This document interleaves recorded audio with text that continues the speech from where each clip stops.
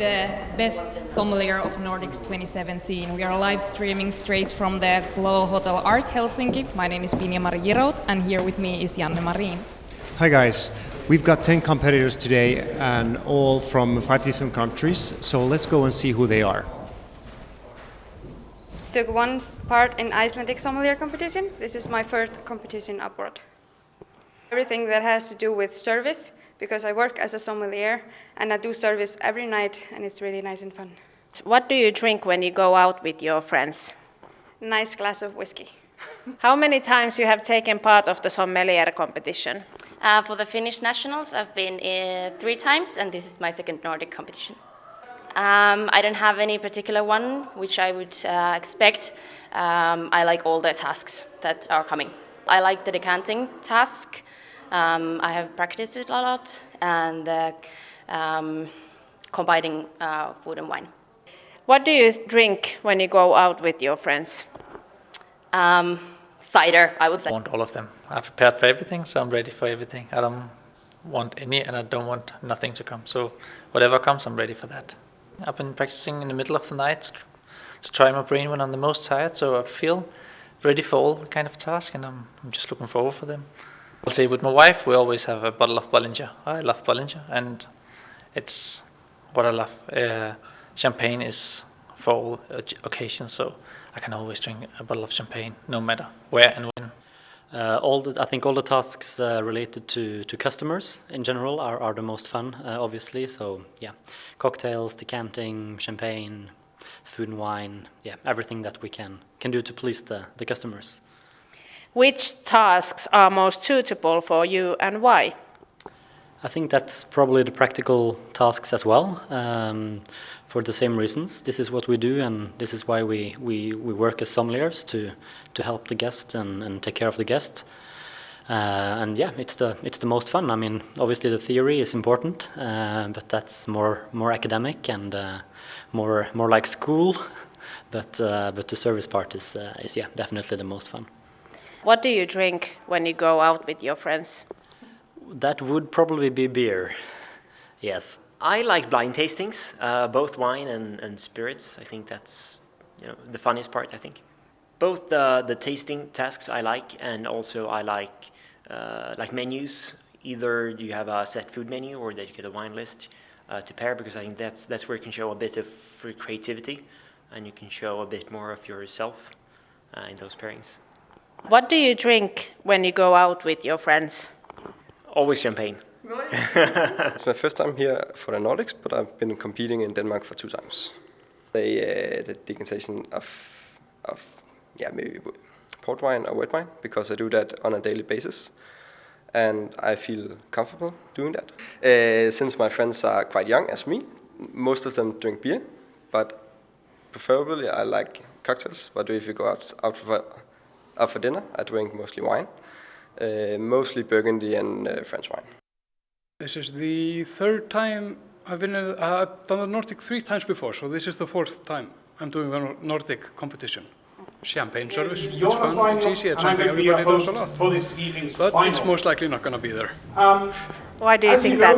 Because it's too easy. 5 countries, each of them send Because it's 2 enjoyable. contestants. We move quickly. And I think without further ado, I'm going to invite all the contestants on stage, one by one. What do you drink when you go out with your You friends? can hop over to the stage. This is not graded, then, by the way. The judges are not. Actually, this is my 4th time. So don't worry about that. General in competition. So, I had 2 the 10 contestants for the Nordic Sommelier Championship 2017 from Sweden. Pretty confident Miss with Ellen geography, Franzén. so I would like to have a lot of geographical testing. Mr. Fredrik Lindfors.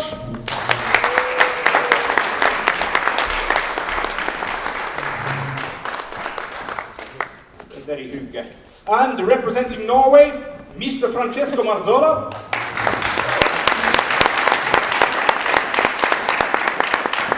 And Mr. Henrik Dahl Jansen.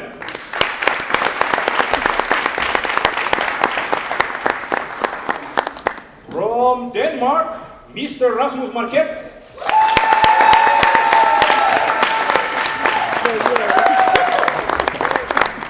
Rasmus seems to have a solid fan base.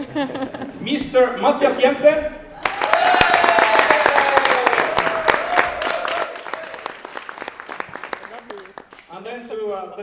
little bit from me. From Iceland, Mr. Astor Sigurvinsson.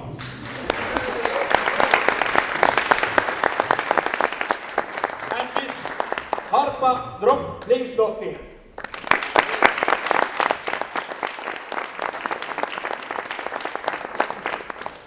And representing their home country, the beautiful, sorry, stay home a little bit, Finland, Mr. Taneli Lehtonen.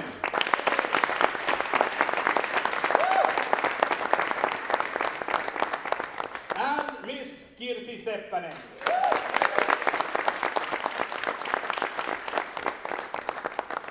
So, ladies and gentlemen, here we have the fantastic semi-finalists. They've gone through a grueling ordeal already earlier, answering some absurdly abstract questions about probably the Grand Crus of Alsace from north to south, and the part appellations of Vino Verde, or some such fascinating questions. Naturally, they've also had to taste a few wines, tell the judges what they think about it, and most importantly, perhaps the bread and butter of Sommelier's service task. And the judges have carefully graded these performances and come up with the 3 finalists. And in a reality show, we take a commercial break at this point, but since it's not a reality show yet, I hope Sommelier's the reality show will come at some point. It will be great for the profession. On the way. On the way, is it? Oh, yeah. Great. It's on the way, I hear. But it's time to announce the 3 finalists. From our dear neighboring country, Sweden, Mr. Fredrik Lindfors.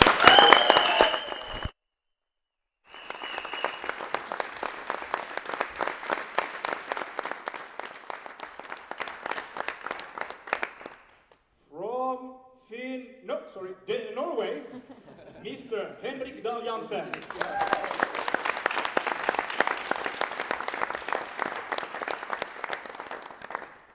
And from wonderful, wonderful Denmark, Mr. Rasmus Market.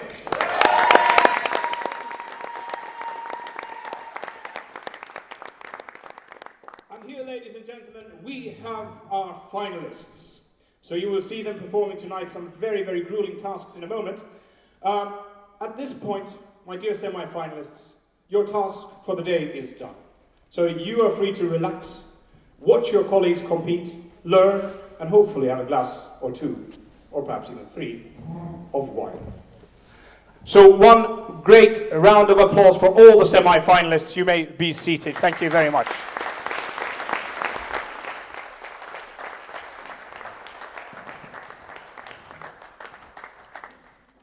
So, ladies and gentlemen, the 3 finalists for today. I weigh about twice as much as all of them together. Oh well, you guys are fit. You still work in the restaurant. It's a great thing to see. So, we have our 3 finalists here, and earlier today, we've already decided the competition numbers. So, this sounds like a dating program from Finland. So, who is Mr. 1 today?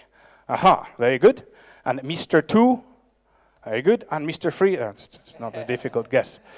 So, I'll keep you on stage. You gentlemen, you can follow Mr. Mauka over there. He'll take you to the ready room. So, how are you feeling today?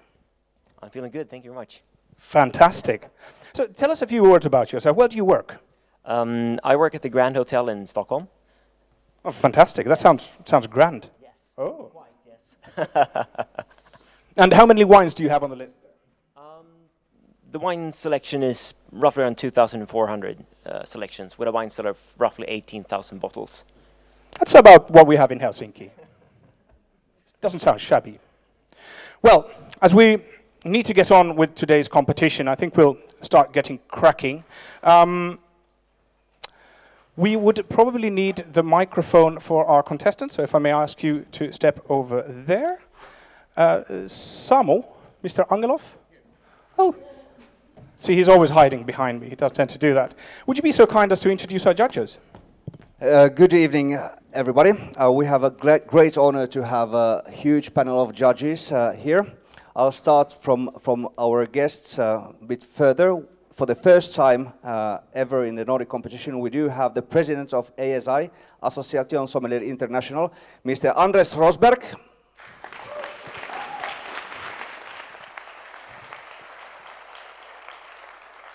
And Madame Le Grand Dame, it's Secretary General of ASI, Michel Chanton from Morocco.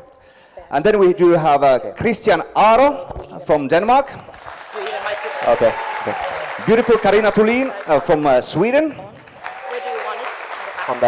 Brandur Sigmundsson from Iceland. Heini Pettersson from Norway. Always a gentleman, Tim Wolleslev from Denmark. Gorgeous Leola Levi from Norway. And we have from Sweden, we have Tolly. The last name is too difficult for me. And head of the judges is me, Samuel Anger from Finland. Then we do have a technical committee, Kristiina Suominen. And the funniest wine man in Finland, Joonas Vainio. Thank you, Samu. Thank you.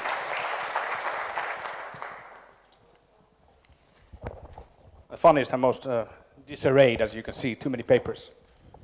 My colleagues can vouch for that, they see my desk. So, Mr. Fredrik Lindfors, yes. If I may have you on stage. Can you hear me fine? I can hear you yes, perfectly. Excellent. How about the guests? Do you hear me? Can we hear? Yes, everybody can hear me. Perfect. Oh, sorry. Is that me? No. Okay. That's her. We can hear her fine as well. Yes, excellent. So, Fredrik, welcome stage. Thank you very much. So, we're going to guide you through the tasks. Yes. Are you ready to hear the first task? I am anxious. You are anxious. It's a good situation. Would you please...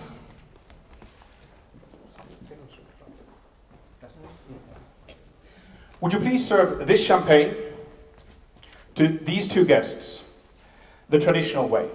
Your mise en place are here. You have 3 minutes time. You will be informed when 1 minute is left. Okay. Are you ready? Would you please repeat the task? Would you please serve this champagne to these two guests the traditional way? Your mise en place are here. You have 3 minutes time. You will be informed when 1 minute is left. Are you ready? I am, thank you. And time. Yes.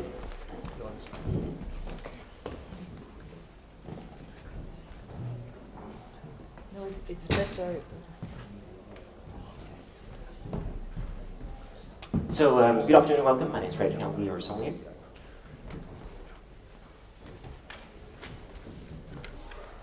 Let's see, who ordered the bottle of champagne? Sir? And this is the Billecart Salmon Brut Reserve from Champagne, France. Excellent.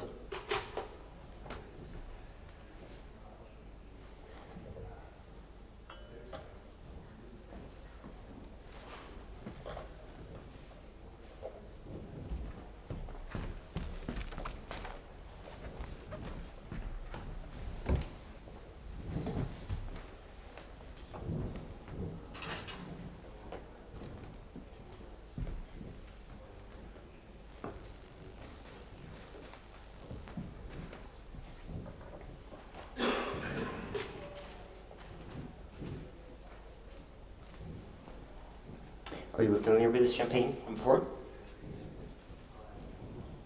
I think Billecart Salmon makes an excellent expression of classic champagne.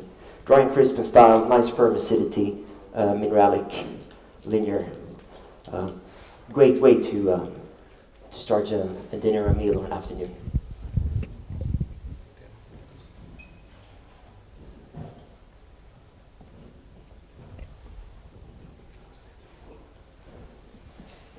Let's see if we can hear the pop. Oh, it was so silent. They say that it shouldn't be louder than a nun's fart. Okay, so he's first tasting it himself, right? Just to make sure. Always checking the quality before serving it to the customer. Please, can I sample the champagne, sir? Excellent. Now you can see the time is really ticking. He has 1 minute left and he has the 2 glasses to pour, he's actually making very good on time. And as you can see, the amount he pours, it's not a traditional champagne glass, that's a bigger one, so you need to be careful how much you pour. It's about a 10 to 12 centiliter pour, which he has to serve. So what do you think about this performance? Is it good? Well, his form all through the service was very good. He got the champagne served, and now he's doing his cleaning already, so that makes him perfect on time, and he has time to chit-chat with the customers, which is perfect. He cleaned the entire table, so I'd say this is a very nicely executed service of champagne. And also, if you like, I can recommend, if you're by any chance vegetarian, we have a beautiful pumpkin soup on the menu as a small starter. Thank you. Thank you, Fredrik. Thank you. Thank you.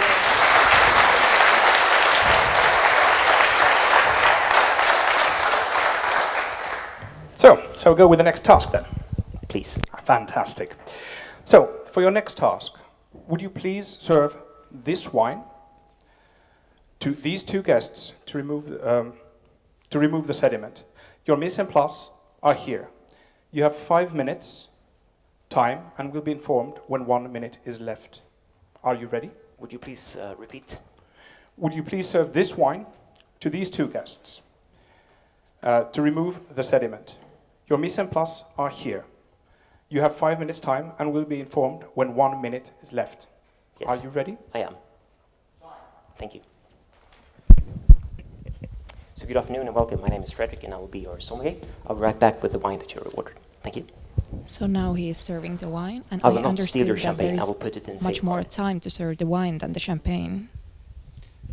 That's correct, but what he has to do is he has, as you can see, they don't have any glasses or anything, so he has to start from the scratch, and he has to decant the wine. The wine is the kind that has the sediment in the bottle, so he has to, as you could see, he's checking the bottle, and he's checking the quality, actually, what is going to be serving, so that demands him to.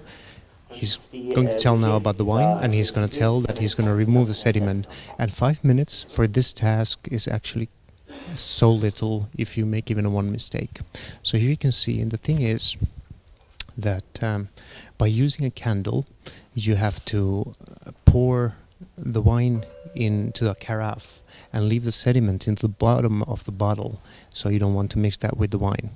But as we go, let's see how he proceeds this. I'll come back to the details in a bit.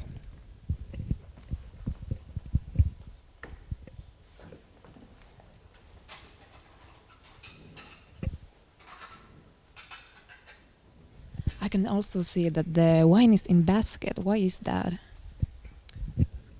That's usually, these sommeliers, they used to be the warehouse masters, and the thing is that when you order a bottle that is to be decanted, it had to be fetched from the cellar. So that was a perfect vessel to carry the bottle, which has sediment, from the cellar to the dining room. So therefore the basket is used. And here you can see he now uses, lights up the candle, and he's going to use the basket also for opening of the, removing the tin. So it's in a good position for him to remove the tin. So it's not upwards yet. And as you can see, as the bottle has been placed vertically in the cellar, the sediment doesn't mix into the bottle, so it flows in this position to the bottom.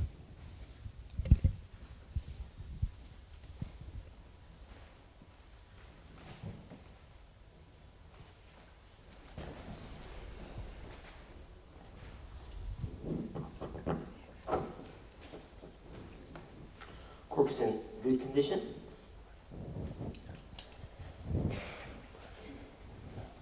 If you allow me, I will just sample a bit of your wine.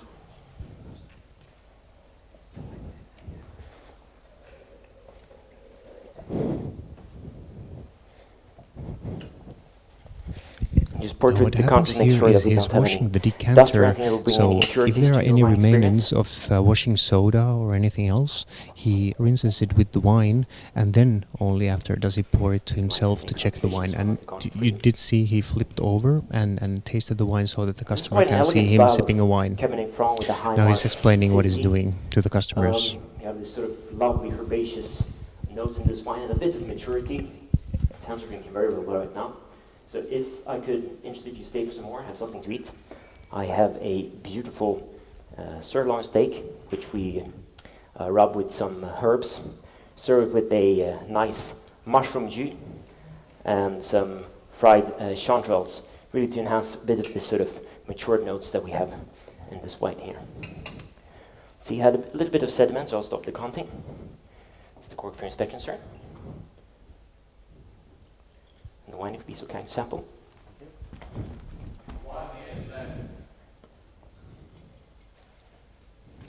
He's really keeping up with the time. I can see that there is only 1 minute to go, but he's almost ready. Well, yeah, this guy is keeping to the time, probably in a perfect manner that I've ever seen, and he still has to clean up though. So the minute is not too much of time, but let's see how he pulls it off. But I think he's gonna make perfect on time, and I don't know if you heard that, but he had even time to do a bit of selling during the decantation, so that makes this guy a very efficient salesman.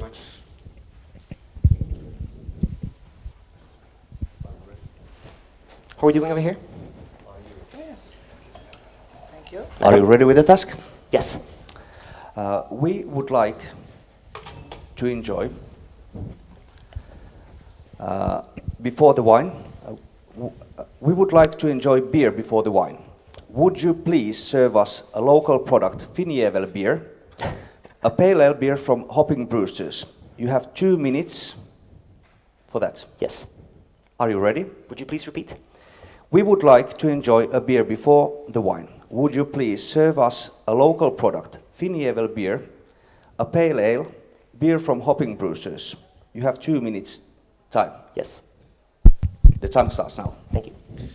All right, so what happened just here is that actually all the competitors were dealt out with some local beers last night into their hotel rooms, and as you can imagine, if you come from Denmark or Norway or Iceland or so places, you probably do not know the local beer culture, but this was given sort of as a hint in their hotel rooms for them to taste it and to know a bit about the beer to be served. And as you could see, this came out of the bushes for him for a bit, but he doesn't seem any puzzled for it. But let's see, he should be able to tell. Actually, the thing is that he should pour the beer into correct glasses.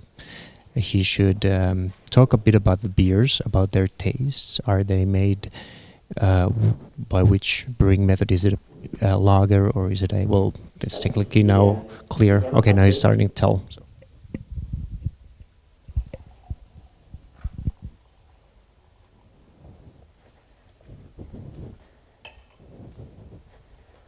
And sir, the Finjevel IPA. I've chosen a sleeker style of wine glasses because I think this is quite a hoppy, aromatic beer, which I think sort of the aromas develops much more when you have a coupe like this instead of a regular sort of beer glass. And a nice something, a starter that would go beautifully with this would, for instance, be a nice little petit choux filled with a Gruyere cheese. You have a lot of creaminess that I think goes very well with sort of the bitterness that you have in the IPA here. And it's beautifully aromatic and hoppy. And if you don't mind, I will put the beers on ice, and I will make sure to fill the glasses as soon as you're emptied your beer.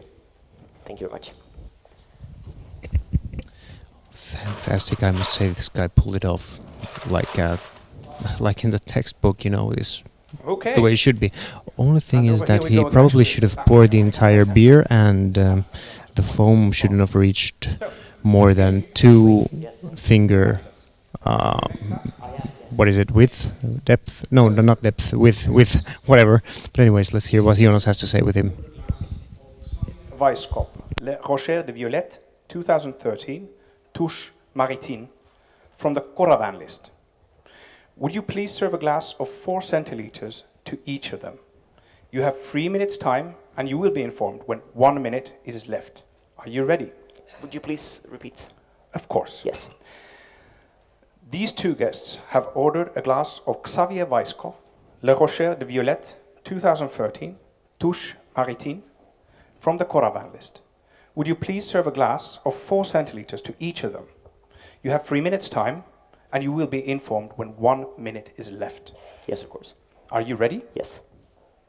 Thank you. And I can see that he is asking the question 2 times. So do you think that helps him to think about the task, what he should do? Well, yeah, that's actually a trick which you will see every single one of the competitors do. They always ask another time for the question. Then that's for the reason that you have sort of the time to the task sink in, because these come out of the bushes. Well, they've trained for it, but technically when you are there on the stage, it's always with a high pulse. So yeah, that's. Well, the customers doesn't seem to enjoy the champagne. They still have full glasses. Do they usually drink at the stage?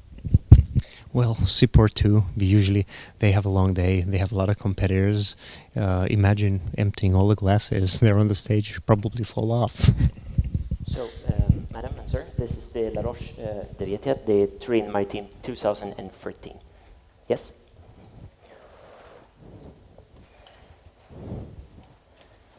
I will just sample the wine to make sure that everything is in excellent condition. So this task is sort of a Coravin task. Now we have an apparatus here that lets you take wine out of the bottle without opening the wine bottle. So it's quite recent. Let's say about it's 5 years that I've seen it for the first time, 5 years ago. And this is quite typical for the restaurants nowadays to have these for the high premium priced wines. And as you could hear, these guys, they ordered just 4 centiliters of the wine. So that's what this task does, is tests the knowledge of the sommelier to pick the correct wine, to be able to tell about it. And also he has to use a correct way the apparatus. As you can see here, he made a small mistake. And that's the first one I've seen today. Usually when using Coravin, you're pushing argon, and that's a lightweight gas, and you're pushing it into the bottle, which makes it there to be a possibility for the bottle to break. So the Coravin usually comes with a sleeve that you put on top of the bottle. So technically he missed it, and there was a chance of the bottle exploding with the customer's sight. So that was the mistake that I've seen now so far. Otherwise, he did a good performance. He's a bit hasty, so let's see. But otherwise, the 4 centiliters, yeah, it comes as measured. Well, thank God nothing exploded. But I can see that he's serving like the 2 tables now. He's talking with the other customers while he's serving the others. So that's probably he should do, right? Yeah.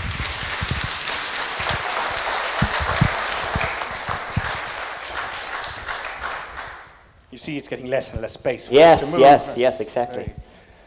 Well, anyway, so I think good job on that one. And the next thing, are you ready for the next? I am, yes. So, the next up is the blind tasting.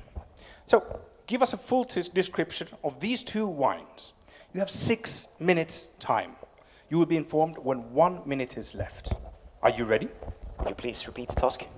Next up is the blind tasting. Give us a full description of these 2 wines. You have 6 minutes time. Okay. You will be informed when 1 minute is left. Yes. Are you ready? I am ready. Yes, thank you.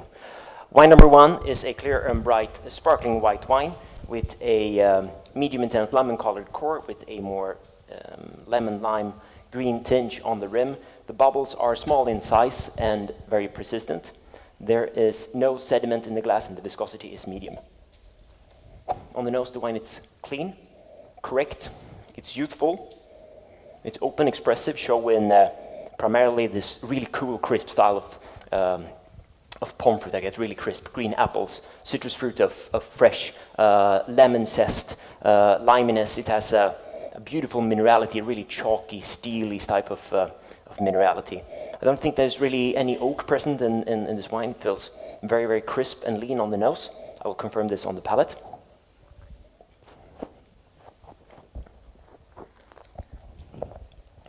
On the palate, the wine, it's correct, it's dry. Acidity is high and firm and really marked in this wine. It's light-bodied. Alcohol is moderate. There's no tannins to speak of. Flavor-wise, once again, it's dominated by this sort of really crisp, cool style of fruit. Crisp green apples, fresh lemon fruit, fresh lime, almost a little bit of a grapefruitiness, really refreshing.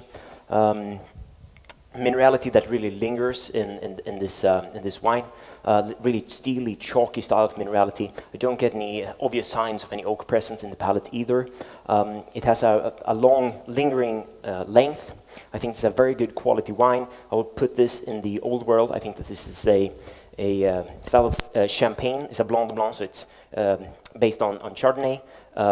Maybe a vintage one, a youthful, probably 2008. This drinks well now, but you could cellar this for say, an additional 10 years' time. This is something that I would serve in a bit of rounder shaped wine glasses or bigger champagne glasses, really to keep it as aromatically open as possible.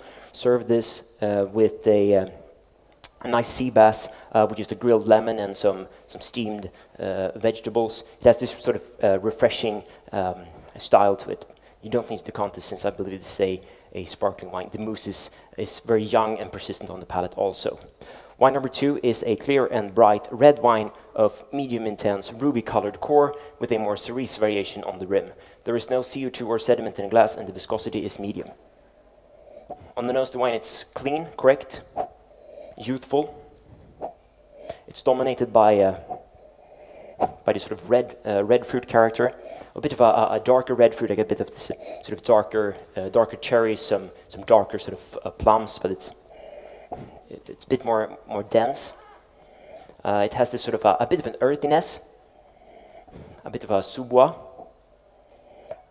slight florality. I get a small hint of like red roses lying in the back, and a bit of a spiciness on the nose, some cloves, pepper, that might indicate some oak aging in this wine.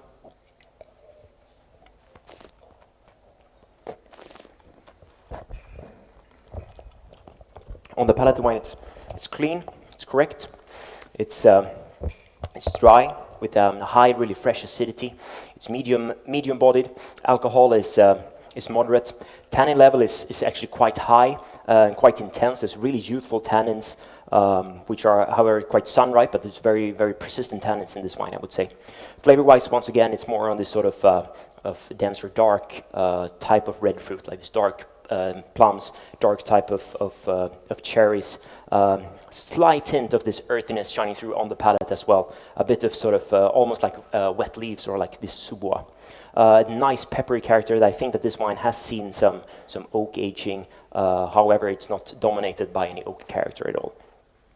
I think it's a wine with a medium long length. It's a very good quality wine. For this one, I would probably be in the old world.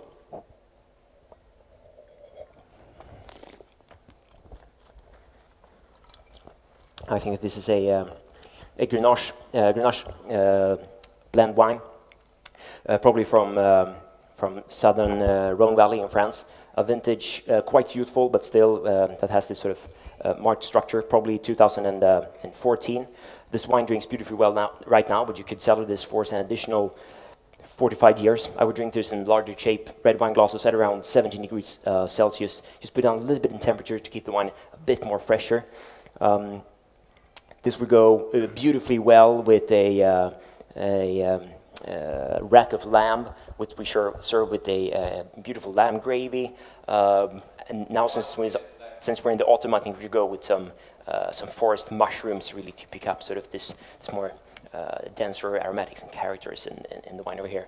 And I would probably decant the wine like 30 to 45 minutes in advance of service, just to let it breathe and let the sort of tannins soften a little bit in this wine.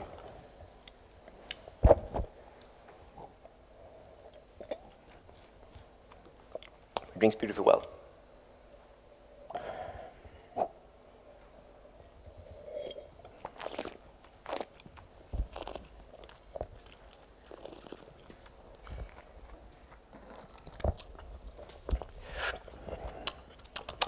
think the tannins are quite persistent in this wine, so I'm thinking that I'm actually going to change my my perception of this wine. I believe that this probably would be a grape variety dominated with more tannins, so probably this could be Tannat. This could be Tannat, but I would still be in the, yeah, thank you. Thank you, Fredrik. Okay. Well, you speak significantly faster than I do, that I must say. Thank you. Are you ready for your next task? I am, yes. Very good. So, how would you combine these wines with these cheeses, and why so? You have 3 minutes time. You will be informed when 1 minute is left. Are you ready? Would you please repeat? Naturally. It's like talking to my children. Sorry.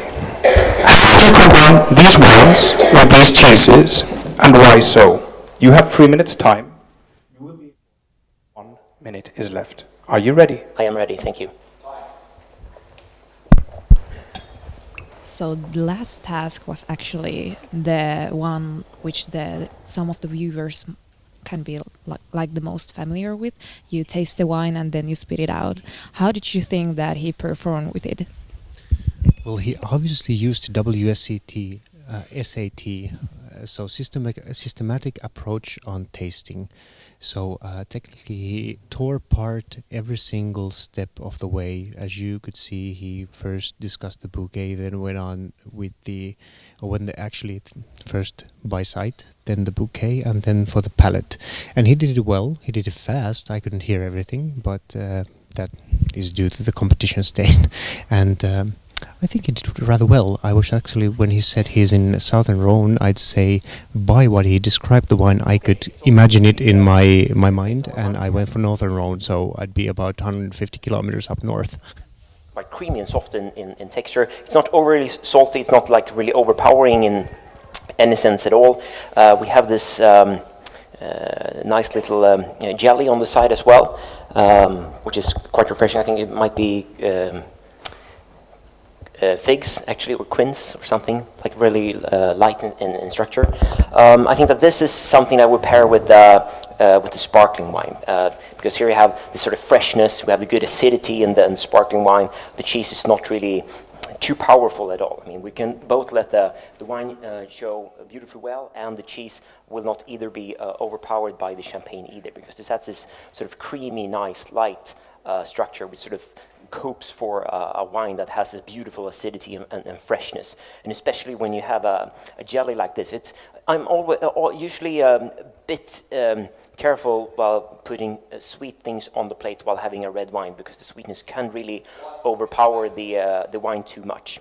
If we go to plate number 2, we have a cheese of similar style, which I think is a cow-pressed hard cheese, with a berry jelly, probably some more raspberry plummy notes.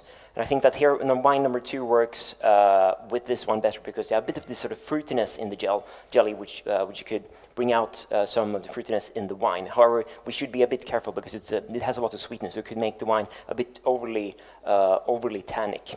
However, I think the champagne or the sparkling wine in glass number 1 would work with both combinations, since this has this sort of creaminess in the cheese itself. But if you wanted a matching partner for wine number 2, I would definitely go with the cheese on the second plate, because we have this beautiful berry aromas in this jelly, which sort of would match very well with wine number 2. And however, a bit caution here with the sweetness on the plate. Thank you very much. Thank you. So, how did that feel like? Were the good cheeses? Good, yes. I enjoy a good cheese. Oh, I enjoy too many good cheeses. Unfortunately, it starts to show. So I don't have to walk, 8,000 or 10,000 steps a day when I work in a restaurant. That makes things very, very different, you see. Well, we have our next task now coming, so to say, at hand. There we are.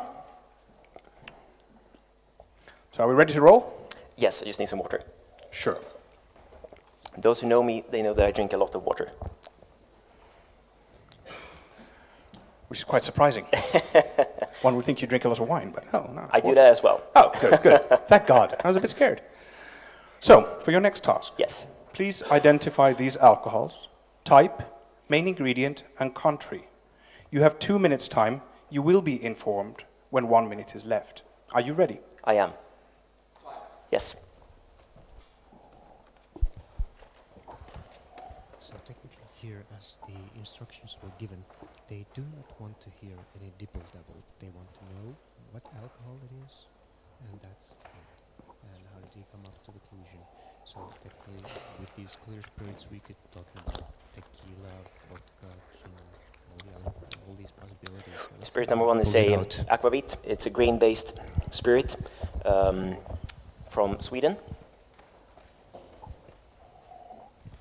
It's pretty confusing. They look a little bit like water because they're so transparent, but actually they are like spirits. Spirit Right, number three, it's a as you vodka. said. It's a grain-based spirit from Finland. So he also has to mention the country, right? Actually, Spirit technically, number four no. Those are is what they're a, looking is eau for de vie the de base Trois William. alcohol, It's the a base, William what it's spirit made from out France. of, and then, well, the brand. If he wants to pull that off, he can do that as well.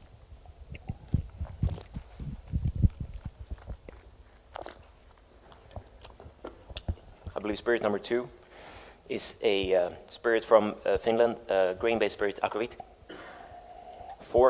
Five is Sambuca. It's an anise seed liqueur from Italy.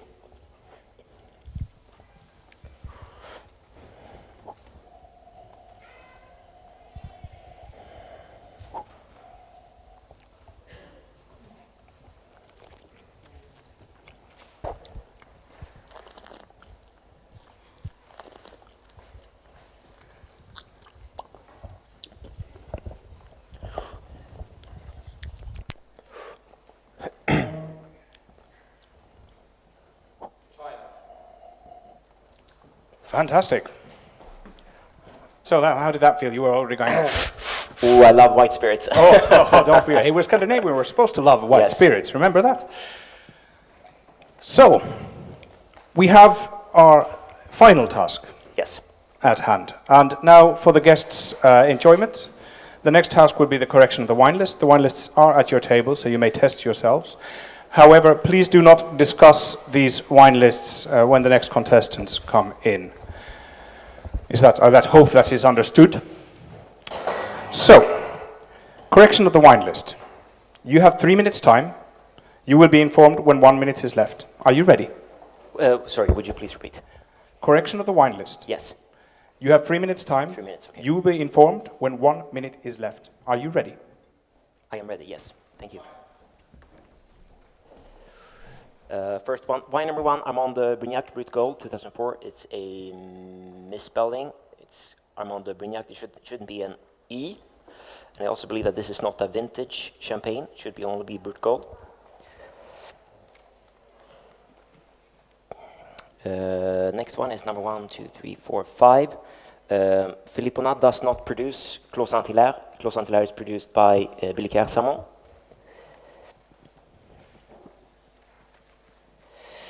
And then we have the Krug Vintage. 2006 has not been released yet. 2004 is the current release.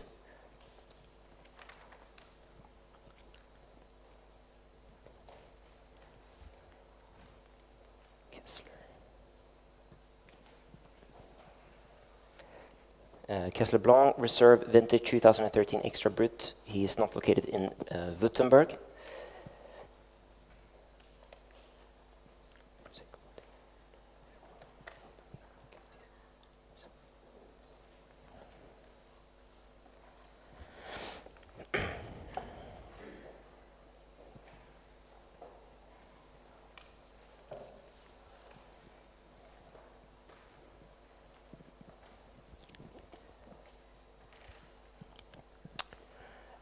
Let's go back to wine number 3, Piper Heidsieck Rare, 2002. This shouldn't be a mark over the E. It's just called Rare, not Rare.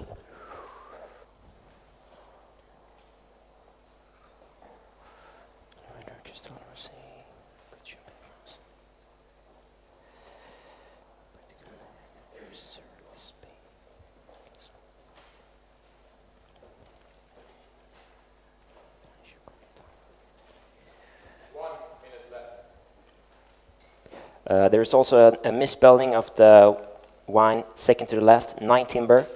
The I and the E should switch places. And Blanc de Blanc is also misspelled. There shouldn't be an S after the first Blanc.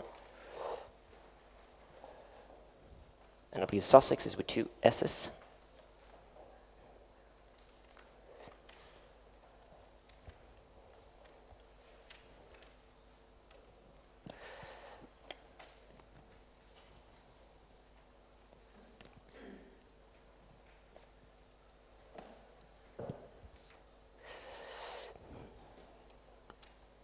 And just to mention that Clos Saint-Hilaire was not produced in 1985 either. First vintage was 1996.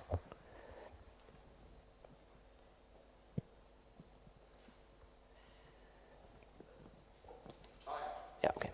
Thank you, Fredrik. Thank you. Well done.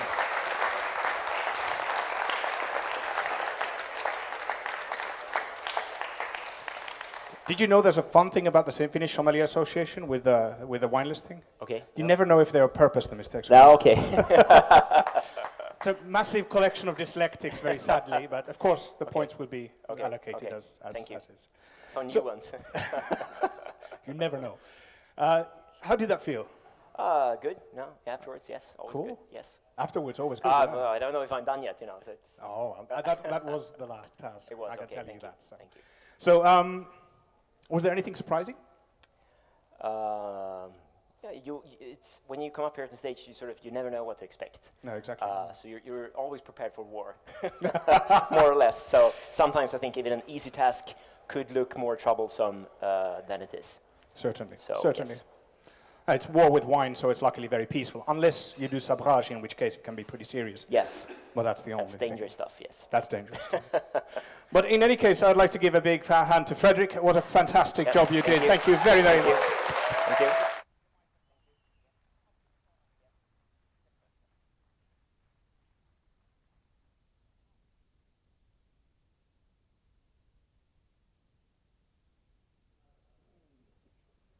Okay, so we'll have a small brief pause while we clear out the stage and prepare everything for the next contestants. And meanwhile, I think it's honestly good to have a small commercial break at this stage, because this kind of competition, of course, would not be possible without all you kind gentles who've shown up today. And of course, not without the Finnish Sommelier Association, who's done a fantastic job. We also have, of course, the Finnish wine trade, who's participating in organizing tastings and so forth with wines. So myself and many of my colleagues here tonight. And of course, our main sponsors, who very kindly made this possible. So Linnea Aquavit and Gammeldansk, I'd very much like to thank, a very Scandinavian thing, I'd like to say. Champagne Tétangère, of course, is sponsoring very kindly. Where was Lisa? She's not here. La Roche, Nicola is here somewhere. So they're very kindly sponsoring us today as well. And then Bodegas Hispano-Suizas is also sponsoring. And Vallila Interior and Jukka.fi for lighting have been helping us to make this possible today. So we'll have a brief pause while we set up the stage. Feel free to take a small walk or refresh yourselves.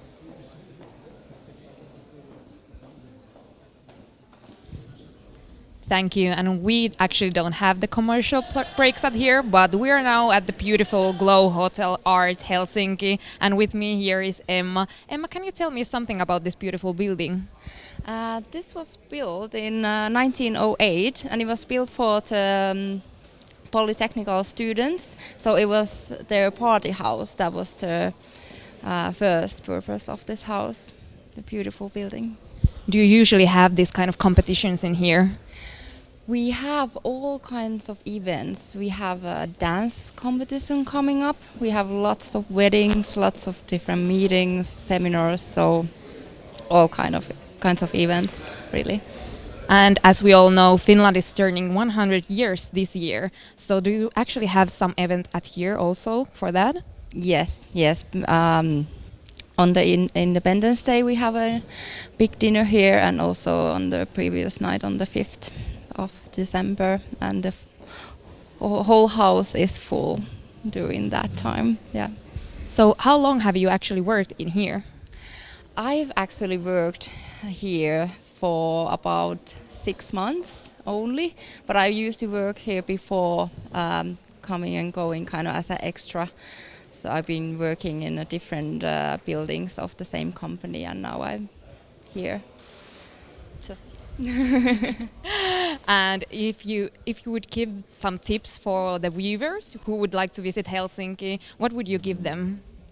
to visit Helsinki, well, take a look around because there is all these beautiful buildings around you and you just look up and you see, for example, this one, I think many people just pass it and don't even notice that there is this beautiful Jugend building. So look up and around. And if I recall correctly, you do have a fantastic sauna compartment downstairs. Oh yes, actually it's upstairs. It's upstairs nowadays. Upstairs, yeah, in the tower. So there is a really nice sauna space for any kind of use for private guests or for anyone. And upstairs where there is this sauna, I saw also that there is this round table. Can you give me some information? What is that for? I really don't know what it's been used. It's been used for the polytechnical students. So there is a lot of their signs. And of course they also say that this house is haunted. So we have a lot of these ghost tours that come and go around the building, but I've never met the ghost. That's so exciting. Thank you for the interview. And really, if you're coming to Helsinki, please come and see this beautiful building. We are actually continuing now back to the stage.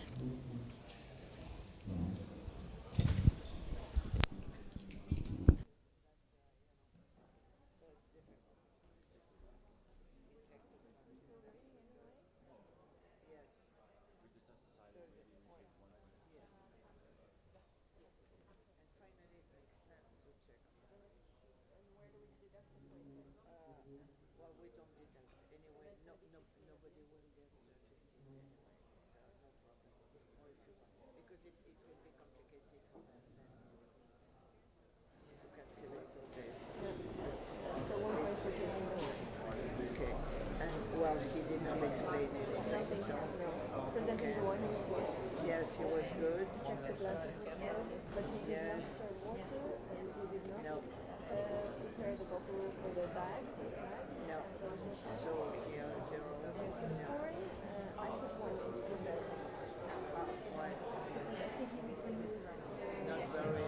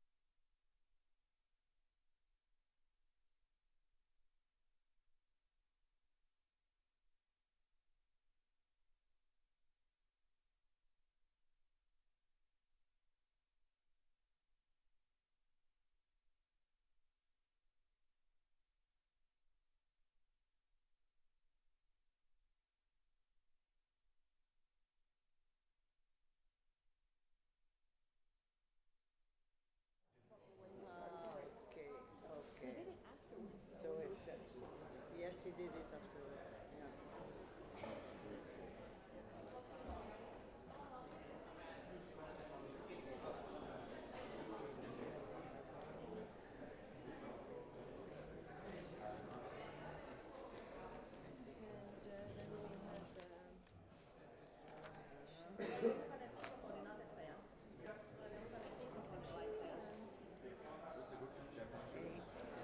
Se on mikrofoni päällä sillä jo.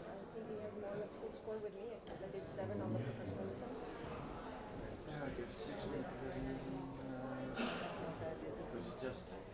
Can you look at it a bit closer also? It was not very easy, I can tell you, because he wanted to go this way, he could not. So, wow, so but apart from that, you don't agree with 7 then? I did 6. I did for 7, the service was very good. I think really it was very good. There was just a few drops on the when but just when he tasted himself.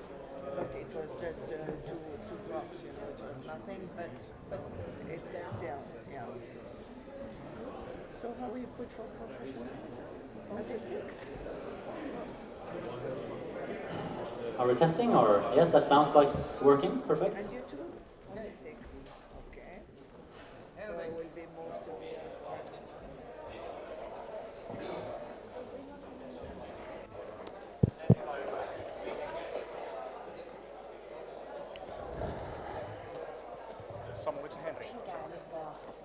All right, ladies and gentlemen. My dear judges, are we ready?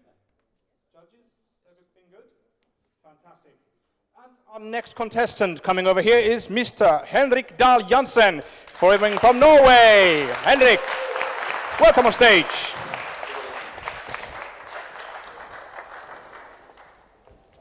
Is the microphone working? I believe so. Oh, whoa, wow. It is working. It is working. It's working very, very well. How are you today? Very good, thank you. How are you? I'm fantastic. Perfect. I like being here. It's great. It's a bit warm with all the lamps, but other than that, that's perfectly fine. Cool. So you told me you actually don't work in Oslo, no? No, that's correct. So both the contestants from Norway are from outside Oslo. I think that's pretty cool. You have a good wine culture then all around the country, I seem to notice. Well, we try. We try. And the restaurant you work in is called Belgian Moi? Yes, correct. Cool. And how many wines do you have there? Not too many. We have about 250, so not too much, but we try to have a good selection of the main regions in the world. Oh, wow. And do you specialize in anything? No, not really. We used to specialize a bit in Bordeaux, but we don't have so much space, so now we have to sell the Bordeaux and buy something else. I've always found that buying wines is much more fun than selling them, very sadly. That's true. Sometimes also happens to sommeliers, I've noticed. Well, anyway, enough for chit-chat. Are we ready to get cracking? Yes. So, we're going to guide you through the tasks. Are you ready to hear your first task? Yes, indeed. So, let's go over here. It's going to be very much easier for me. Yep. So, would you be so kind as to serve this champagne to these 2 guests in the traditional way? Your mise en place are here. You have 3 minutes time, and you will be informed when there's 1 minute left. Yes. Are you ready? Is there can I use this table? Judges? I will repeat the question for you. Will you please serve this champagne to these 2 guests in the traditional way? Your mise en place are here. You have 3 minutes time, and you will be informed when 1 minute is left. Are you ready? Yes. Thank you. So, welcome everybody. I will be right back with your champagne. So what you could see there, that he was a bit confused. So the pressure is getting there on the stage. Please pay attention while watching his performance. Does he use the corkscrew when opening the foil on the champagne bottle? That is one crucial thing you have to do when you're doing it the old traditional way. So let's see how he pulls it off. Yes, so and the Madame, first competitor the wonderful was so Brut good, Reserve so from we're now Villecarsamont. waiting how he is going to perform with this task, but so far so good.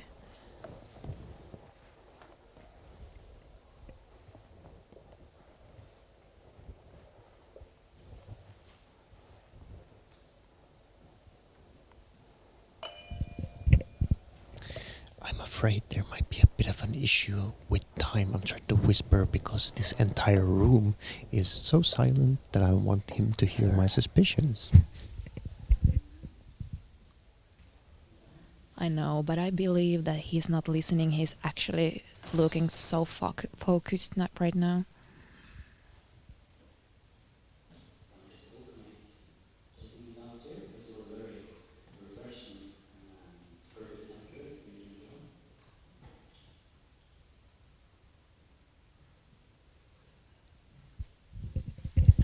Now, there's the first mistake which he's doing is that he's holding his hand on the neck, and that's something you shouldn't do. You should hold and grab the bottle from lower. So, let's see.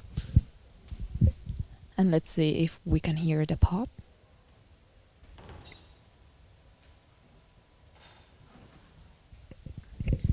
That was a very shy fart.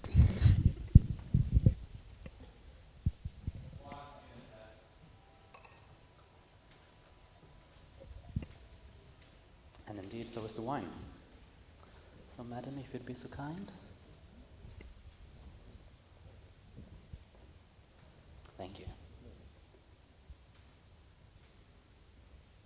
So we have some quite modern champagne glasses here, which are very wide compared to the traditional flute. But as you know, of course, champagne is a quality wine, and it can really benefit from bigger glasses to bring forward all the character. Thank you. I don't know if you can see it from here, but that was a slight unequal pour. So the lady got a bit more than the gentleman, but otherwise he made it on time. He's about to clean up. Otherwise, no big mistake. The cork should have been on the table before he tasted the champagne to the lady. But usually it's given in the traditional form to the man, because if it's not established, who is the host? But anyways, a good performance. Really good one. I appreciated that one. So, shall we go directly to the next task? Fantastic. So, would you serve this wine to these two guests to remove the sediment? Your mise en place are here. You have 5 minutes time, and we'll be informed when 1 minute is left. Are you ready? Yes. Thank you. So I'm back here, just putting this here for you to enjoy. Alan, take away this one. Thank you. So, good afternoon.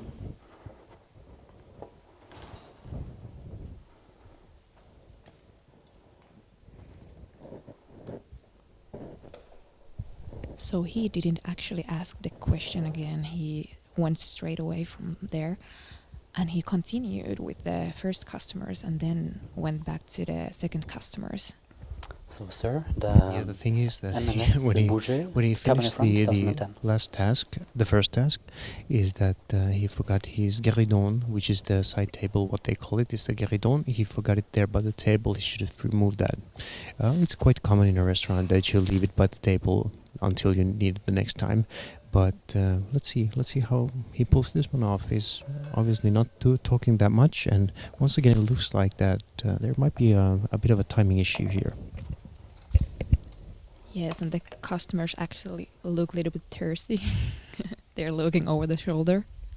And yeah, to me it looks a bit that, hey, what's going on? What's going on? Why are you not telling us that? Yeah.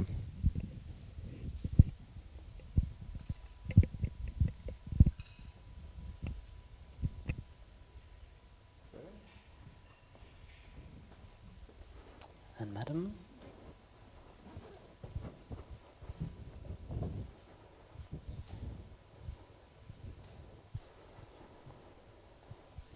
So have you tried this wine before?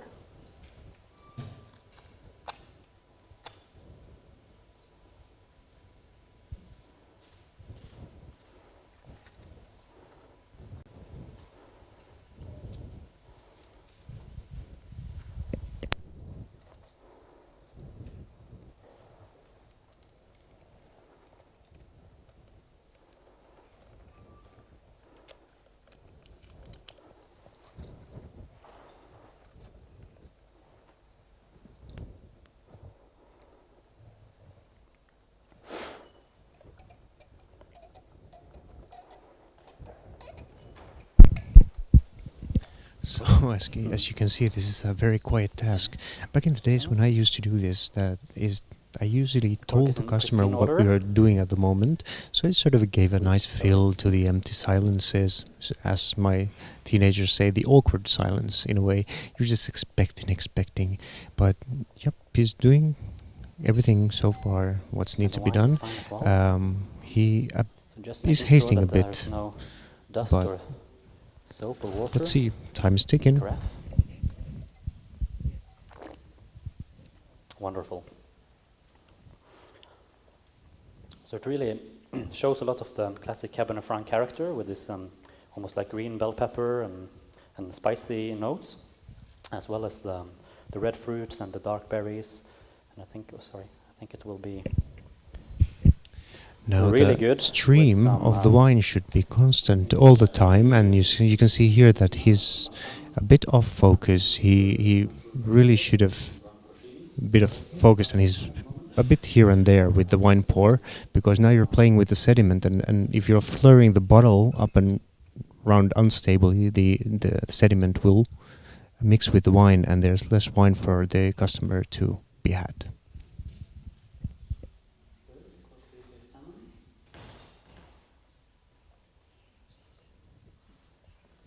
Is the wine to your liking?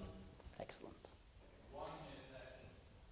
Okay, so now it's Ramadan. 1 minute left. Do you think that he can pull this one off?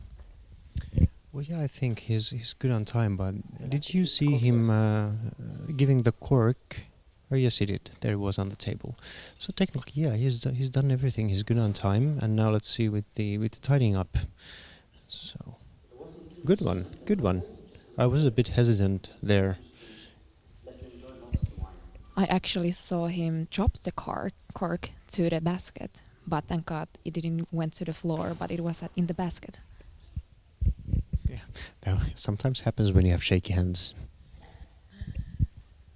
He doesn't seem so nervous. He's so focused, but I can understand that this is like, it's so quiet in here in this room. Everyone is watching you, what you are doing. So of course he can probably feel the pressure.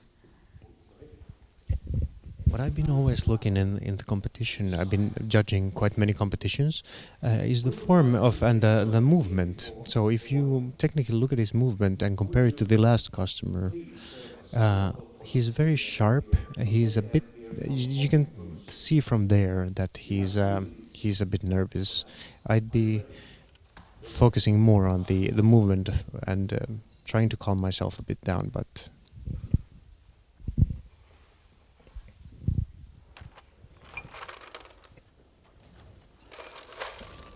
So now he has the next task. Was this the beer one? Yeah. So let's see how he performs with this.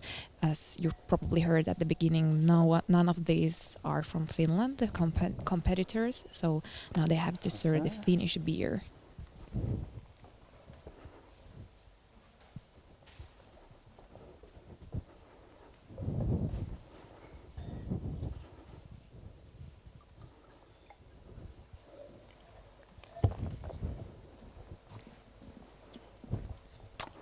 So the Finjävel, of course, is a very well-known restaurant, and I believe we also have one of the new owners with us tonight. So that's always a pleasure. It's a global pale ale style, so it's not too hoppy. Really perfect for you guys to start your evening with. Also has this nice, almost like cloudberry flavor, and as you can see, it's not filtered too hardly. So it's also has all this character from the yeast, and of course reflects the quality in the product. You don't have to filter it if it's good. I can see that he pours much more than the last one. There we go, sir. Yeah, he decided to take only one bottle. Unlike the one before, he took a bottle for each, which I as a salesman of course would have done, taken two bottles and let them finish up. Fine. But and he made a mistake there. You pour once and you never go back to the glass. That's in this competition form. Of course, in a bar when you go out, yeah, you fill and fill and fill. But in here, it's an criteria that you only pour it as with one pour.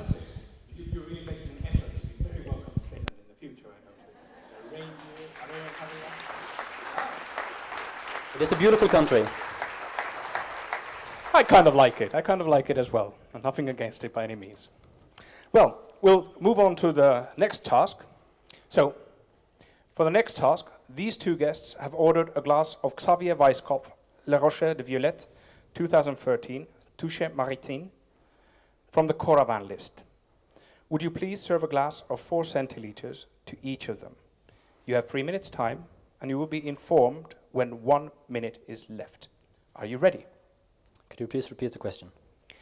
These two guests have ordered a glass of Xavier Weisskopf Le Rocher de Violette 2013 Touché Maritime from the Coravin list. Would you please serve a glass of 4 centiliters to each of them? You have 3 minutes time. You will be informed when 1 minute is left. Are you ready? Yes, please. Thank you. So I think this was the most interesting task because I would love to see some close-up picture from how he's doing this. As you said last time, you have to serve the wine without opening the wine bottle, right?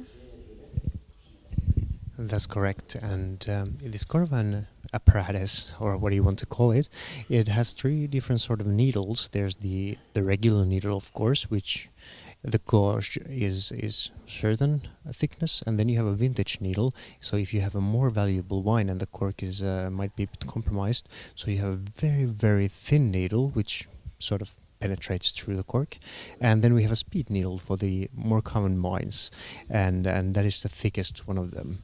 So let's see if he remembers to put on the what is this? The condom. Which I actually don't allows us think to that's what they access call the it. wine without opening the It's cork. a sock. Yeah, that's what it is. There is some debate. It's a sock on top of the bottle. How long the wine will keep. And now if you can get a close-up, you can see how the needle penetrates the bottle. enables us to serve And no, he did not put it on, so there's a risk of that bottle exploding into his hands. for you to enjoy. I'm just making sure Let's the keep water fingers crossed bottle it is doesn't perfect. happen. But why is this technique invented in the first place? Well, we have a lot of wines that people are just sitting on. So they're cellaring, and they're just waiting for the perfect moment to open a good bottle. So these guys invented apparatus which you can sort of go and dig into your bottles, and you can take a sip every now and then. And technically, if you do it with an older bottle within 2 months, you can use it and it stays intact, so it doesn't get oxygenated. And so we all know that when we open the cork, the wine oxidizes quite fast, and with older wines it might be half an hour to an evening, and after that it's spoiled. But this keeps the wine longer intact, and the gas it's pushed inside is argon, so it doesn't affect the taste at all. But I've had some experiences since I used this in sales work that usually 3 months is the max, because there always is a slight penetration of air which goes to the bottle and it takes it further and it starts developing.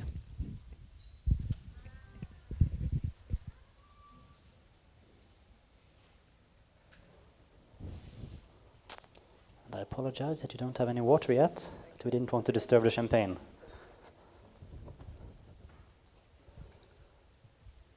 There we go, sir. Would you like some refill of the champagne, perhaps? You're fine for now? Okay, just let me know. Thank you. Perfect timing.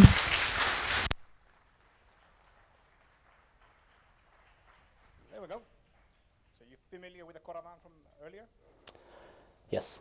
Very good. Very lucky for you, isn't it? Let's step over here. I think you might be guessing what's coming. I have an idea. It's called an educated guess. So, are you ready for the next task? So, next up is blind tasting. Give us a full description of these two wines. You have 6 minutes time. You will be informed when 1 minute is left. Are you ready? Might I have some water before you start the time? Judges? Thank you. It's important to stay hydrated. True. So, would you want me to repeat the question? No, thank you. It's good. So the first glass, wine number 1, it's clear and star bright with an attractive developing color of medium intensity. It has a medium deep straw yellow core with a very narrow, slightly paler rim. There is some very beautiful small bubbles in the glass, medium viscosity, and no sediments or other disturbances. On the nose it is clean. It has really wonderful, intriguing, developing aromas of a high aroma quality. The intensity is medium plus, and so is the complexity. It shows a lot of yellow fruits, yellow apples, peaches, some apricots, bit of candied citrus, and also fresh orange peel. It has this amazing sort of vanilla or like buttery character also, like toasted brioche. And shows some signs of maturing in older oak barrels of good quality, really traditional winemaking.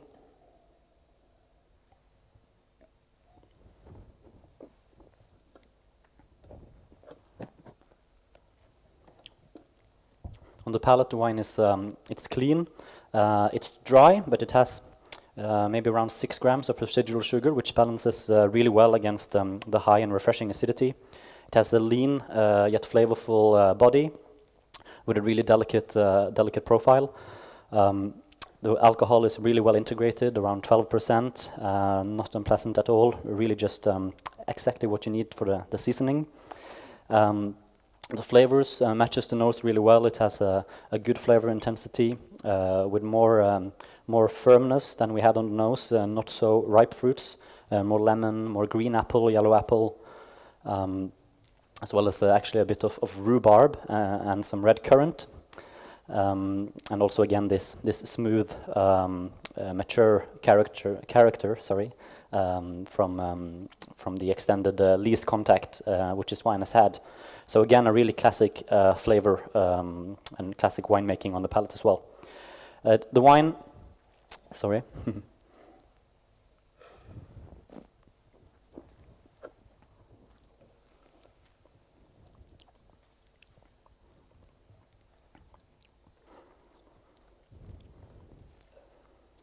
The wine has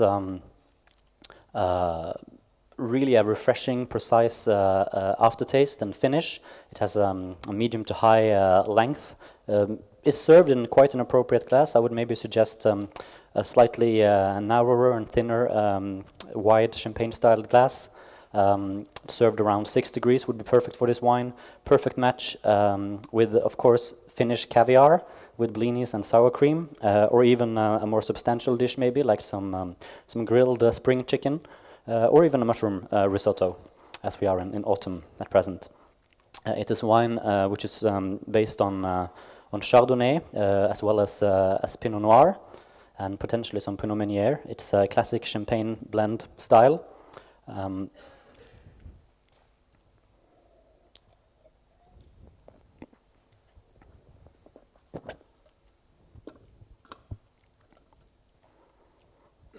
Classic champagne blend style, Brut, non-vintage, from Champagne in France.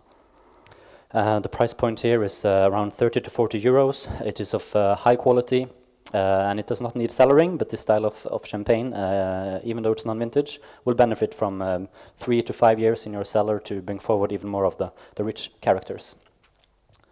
Wine number 2 is clear and bright, with a beautiful, youthful, ruby character. It has a deep ruby core with high intensity and a very narrow, slightly more pale ruby rim with watery edges. There is no CO2 or deposits, and the wine has a medium to high viscosity with some traces of color extraction as well. On the nose, the wine is clean. It has a really intense, beautiful aromas of medium to high complexity and high intensity. The aromas are developing with aromas of blackberries, black cherries, raspberries, licorice, some good quality new oak with sweet vanilla and sweet spices. There's also a warm, earthy character, which is very appealing now in autumn.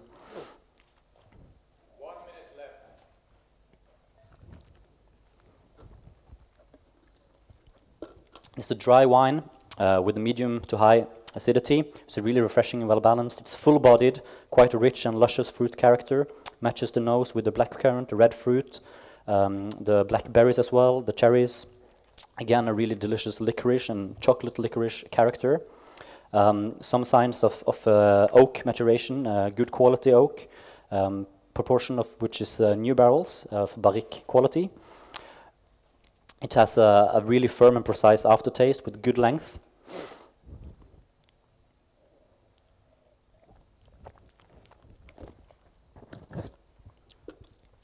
This is wine based on Tempranillo from the Rioja area in Spain. It's Rioja Reserva 2012 vintage. It should be served in a Tempranillo-style glass at around 16 degrees. Perfect with... Very good.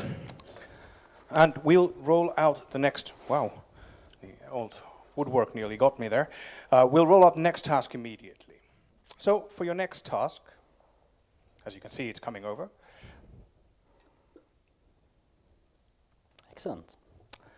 So, for your next task, how would you combine these wines with these cheeses, and why so?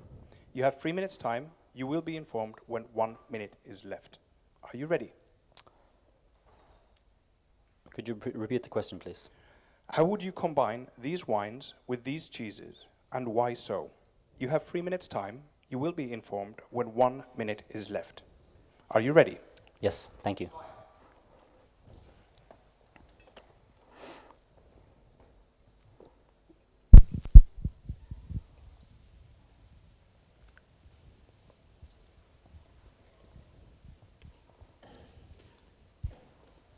So this is actually the cheese challenge, but what did you, Janne, think about the last performance, what he did? Well, he used very nicely the WSAT systematic approach on the tasting.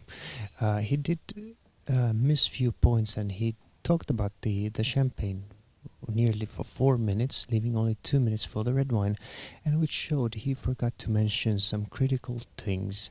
So it's not about guessing which wine it is. It only gives you 1 or 2 points out of, let's say, whatever the criteria is, but if it's on a 100-point scale, guessing the wine correctly gives you only 5 to 7 points.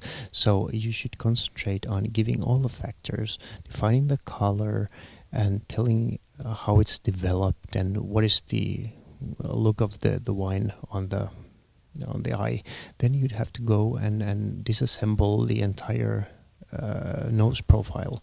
So there are things you have to get from there, and he missed quite many of those points, and what I'm afraid that this wasn't as strong as the competitor number one. How he pulled it off. To serve you guys wine number one, conveniently enough, because of the refreshing acidity and also the CO2, the bubbles, the creaminess, which would work really well against the quite spicy, not a hot spice, but a warm like cinnamon clove-like spice, which you have in the compote for the first cheese, which definitely brings us to this. Thank you. Which brings us to this apple-style character also in the wine, and of course, sparkling wines of high quality is always good with firm cheeses. For plate number 2, the red wine is going to be amazing because in the marmalade again we have some of the same flavors as we found in the red wine with this like raspberry cherry style. I think maybe the marmalade is based on bilberries, which is a local specialty in Finland, which I haven't tasted before, but I imagine it tastes something like this. And again with the wine, it's for sure the flavors work together, whether it is bilberries or not. And the cheese again is good acidity in the wine, and the cheese is slightly less flavorsome than cheese number 1. So this will just be enhanced by the marmalade and be brilliant with wine number 2. Are you ready? I think so, unless you would like a taste. I'd love to, but I think I'm going to have to skip. Okay. Thank you. Bilberries. Okay, clearly a stronger knowledge of Finnish nature than actually I do. I'm not questioning, mind you. I'm just not finding the English translation word. How do you like spirits? Spirits can be interesting. I think they certainly can. I think they certainly can, can't they? So I'm thinking you might be guessing where we're going with this next. I might have an idea again, yes. Very good, very good. Well, I think we will hop on to the next task in that case. So, please identify these alcohols, type, main ingredient, and country. You have 2 minutes time. You will be informed when 1 minute is left. Are you ready? Could you repeat the question, please? Please identify these alcohols, type, main ingredient, and country. You have 2 minutes time. You will be informed when 1 minute is left. Thank you.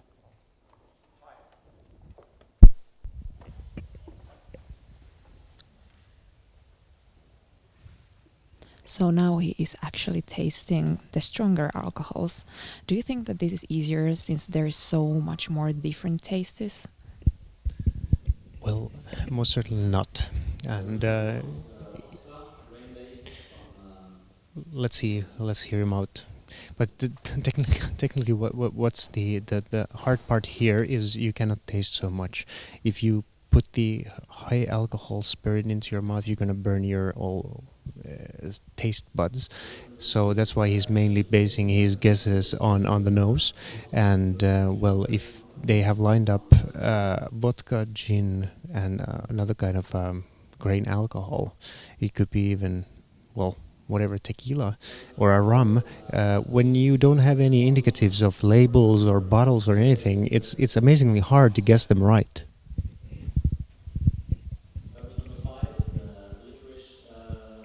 Spirit.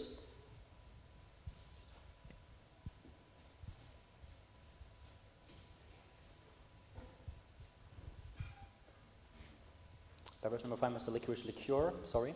It's a Sambuca from Italy, based on anise and licorice, and again rectified spirits.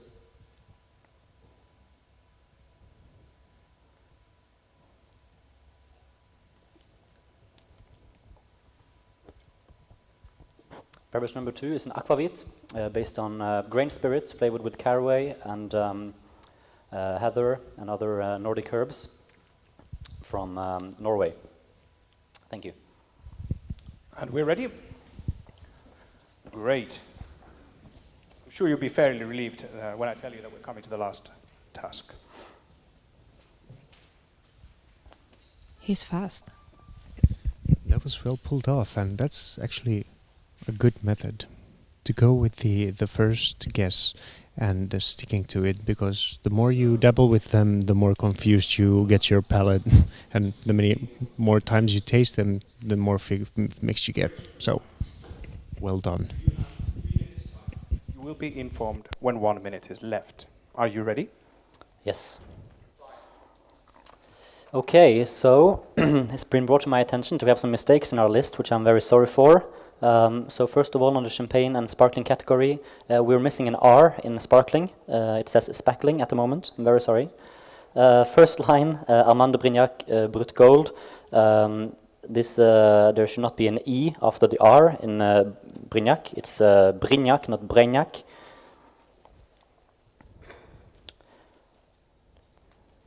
The Talent cuvée, sorry, hang on.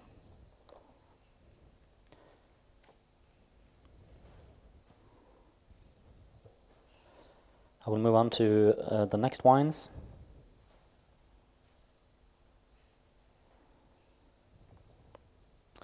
On the Piper Heidsieck, there should not be the markings over the E. It should be rare, not rare.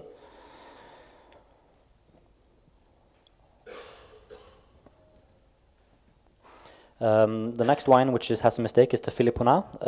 Philippona does not make Clos Saint-Hilaire. Clos Saint-Hilaire is made by Bill Carsamont. Yeah.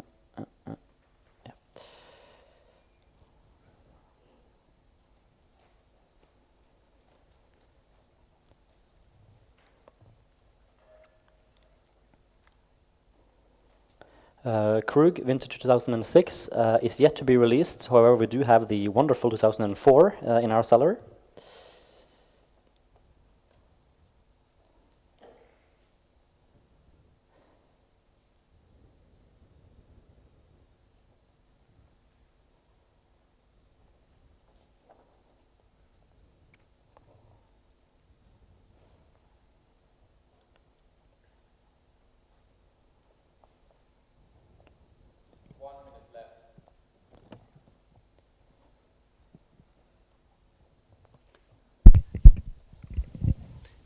is so easy to sit here and comment, but I can imagine him there on the stage, his mind racing through all the times he wrote those on his list, and how did he spell them.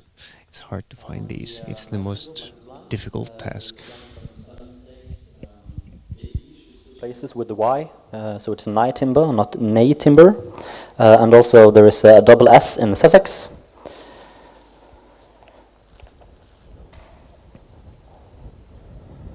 He's taking his time to consider. It looks like it's really hard task. On the Graham Beck from South Africa, I believe we need a region as well, which would be the coastal region in this case. Thank you. Thank you, Henrik. Well done. Well done. Thank you, sir. How does it feel? Well, we'll find out this evening, I guess. Hopefully the guests are happy, which is the most important. They seem to be in their champagnes and wines, so I'm assuming that they are perfectly happy. Well, you will now have an opportunity to move upstairs to the sauna to await the last contestants' final. And after that, then we'll have a small pause and dinner and so forth. But a big round of applause from Mr. Henrik Dahl Jansen. Thank you very much, Henrik. Thank you. Thank you. Just leave it on the table. And we will have another short break while the judges clear up the stage again. And we'll continue in a brief while. Thank you very much, everybody.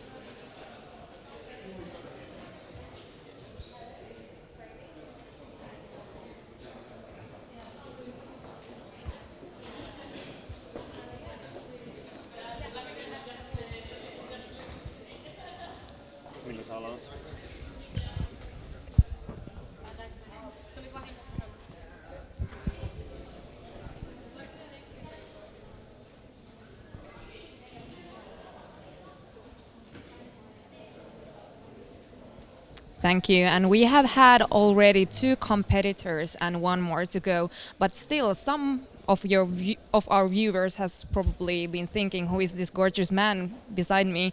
So Janne, can you tell me something about yourself? What do you do? How are you? Why are you here? Well, I am supposed to be the commenter of all these technical details, what these guys pull off, and what I'm basing all this on is that I'm already an old guy. I started in the 1997 in the wine trade, and I've been more or less all those years competing, and I ran through 7 different competitions, and based on that I'm trying to see what kind of mistakes these guys make. So how do you think they have performed so far? So far I must say the horse number 1 went very well, and technically second one as well. They had slight things which didn't go as they were supposed to as a judge, which I've been doing as well. The judging, I always pick a bit, but I have to say that solid contestants doing very, very thorough job. Good job. And as you said that the first one was so good, what do you think about the third one? What he has to do to be the best one? Well, the calmness, in a way, if he pulls it off, as these guys did, and with a calm attitude, which is hard because of being on the stage, is always being on the stage. Everybody's looking at you. So if he pulls it off calm and does all the technical things as good as these guys have done, I think he will be yeah, he will be the one. And we actually are live streaming also the winners, but it's like in the 10 o'clock in the evening. So we will take a short break after the last one, but still we will come back, so stay tuned. But Janne, could you still tell me something about the Wine Direct, right? Did I pronounce it right? Yeah, it's Vindirect actually, where it originates from. It used to be a Swedish-owned company, but since 1997, it's owned by a French guy called Jean-François Galtat. So we have a Champagne-born winemaker who established a wine company here to Finland, and he's been growing bit by bit. And at the moment, we have about 800 wines in our briefcase, which we are presenting on the markets. And that's us. We are only wine focused, and we have everything from 10 euros to 10,000 euros in our briefcase. So technically, we're the wine guys you want to be in contact with when you want the wine into your restaurant. So yeah, and I actually saw you guys at Friday at the Grand Wien Festival. How did it go? That was a nice venue. You know, it's for the first time making a venue of Grand Vin, which is, the thing was that all the wines had to be over 15 euros by retail price, and we ended up bringing wines which were over 50 euros by retail price. So I think we got a lot of good interested people tasting our wines and getting more wine knowledge. Yeah, and I saw there were so many people at your place, the Wien Direct place. So was there like something new you learned from there? Was there some new people you met there? I learned the thing that we are doing right at Wien Direct. So we are people's company. So we do have good wines, but we are all about the customer service. So that's the thing. All the staff, nearly all the staff, are from the restaurant trade. There we are sommeliers, restaurant managers, and so forth. So and we have the service in our blood. So that's why that's the thing we do. So I think that's why we were part of the busiest tables on the fair. Okay, thank you so much. And Thanks. we have some fun facts of the wine also. So let's see some of those when we are waiting the next competitor. Peura.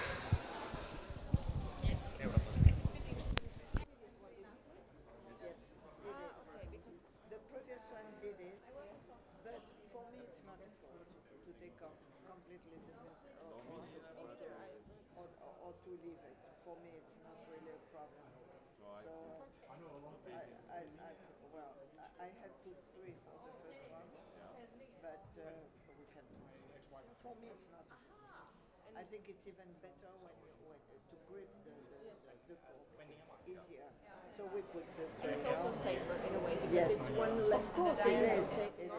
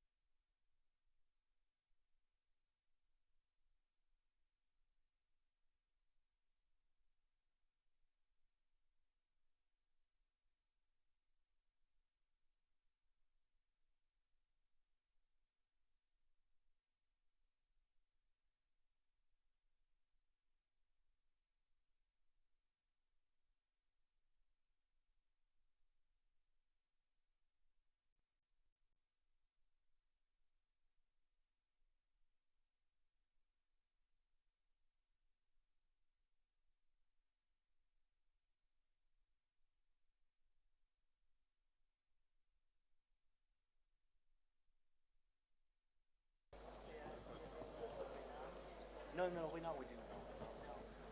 Vacation with my girlfriend, sorry. not too much. Not too much, yeah, okay, sure. Patteri löytyy tuolta.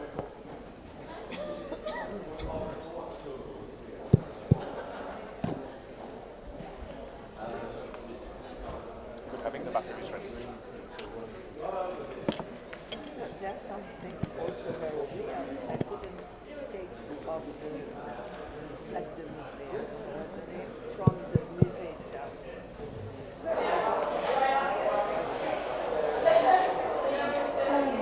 On the other side, can we take it over here? Yeah.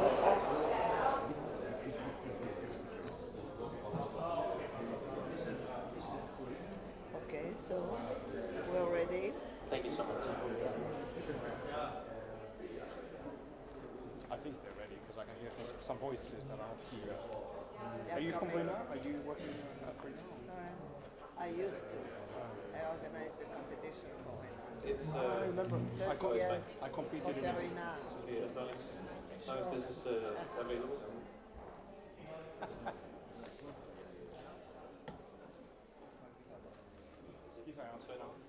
All right, ladies and gentlemen, for the last finalists, we have Mr. Rasmus Market from Denmark. Rasmus.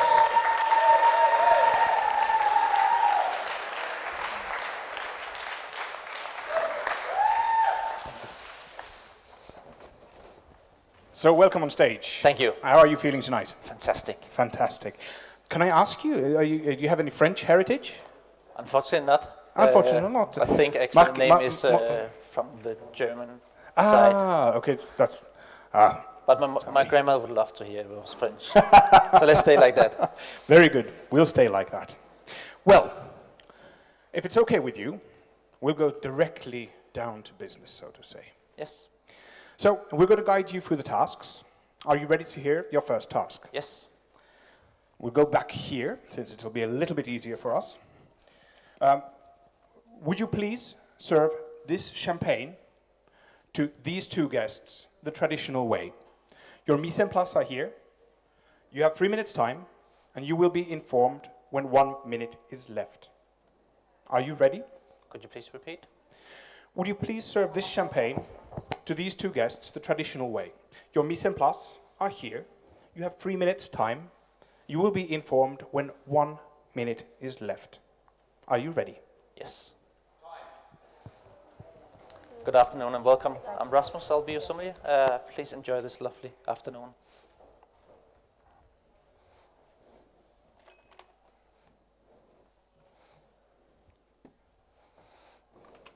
Yes.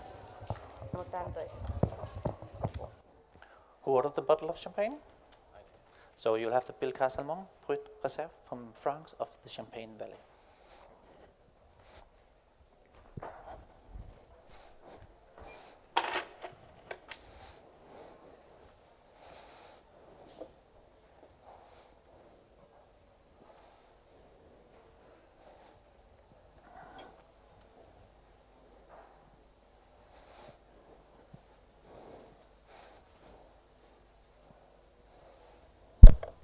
So we have already seen two competitors, and now we're seeing how the third one is going. And I'm seeing exactly what I wanted to be seeing as well. You see the calmness, he's doing everything relaxed. He introduced the bottle as he should, he took it back, and now he's working relaxed, he's not hushing anywhere. So that's what I was talking about, calmness in the dining room. I would like to get it a little more aromatized for the serving.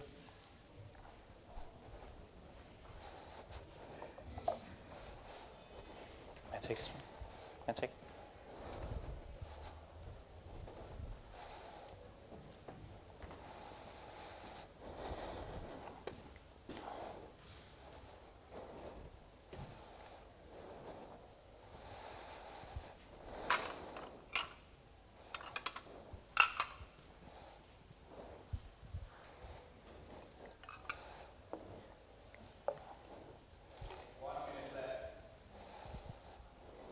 Oh, no, so now they said that it's only 1 minute to go. How do you think he's going to pull it off? I certainly hope so, because Well, it's gonna cut tight.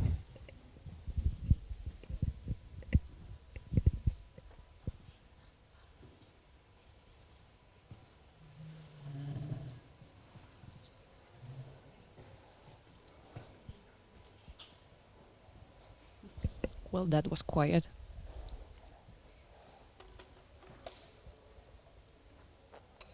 Beautiful, beautiful champagne. That's your client. Call for inspection, sir.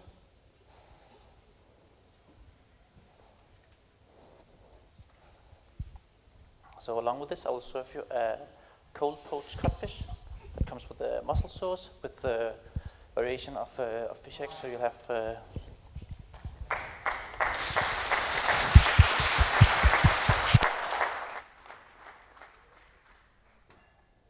And here we are. So, now we are very well acquainted with the stage, I believe.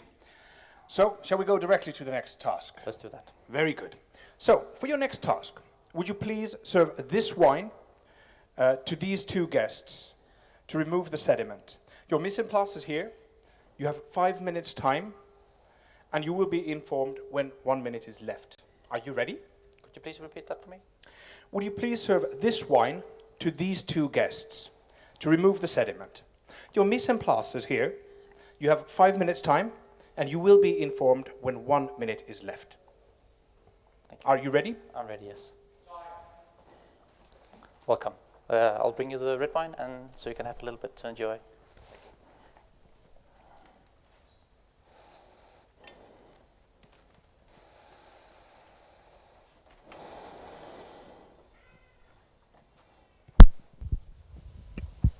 So now it's the time for the wine.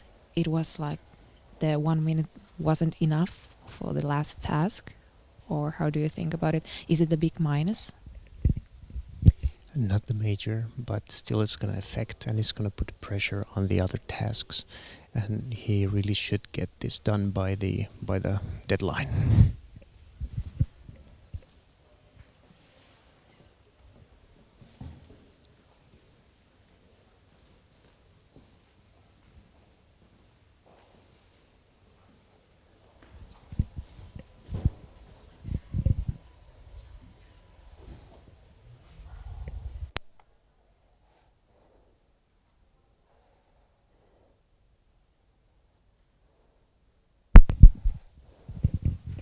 He really is taking his time in the preparations, but I hope he remembers to take everything at once and not hassle around. Even though he moves relaxed, he seems to forget a lot of things.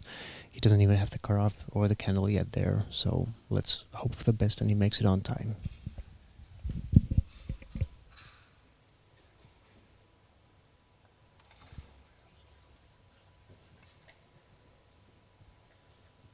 He's calm, but probably too calm.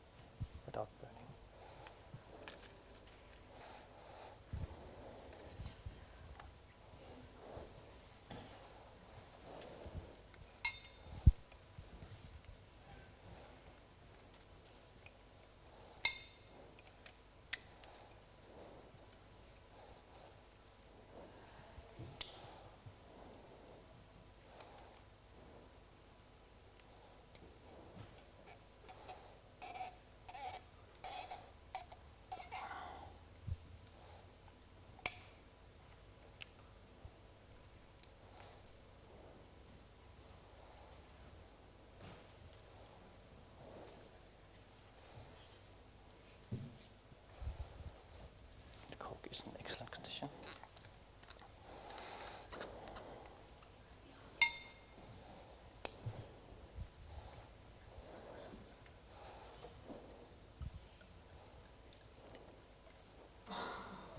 The nose is clean and very generous.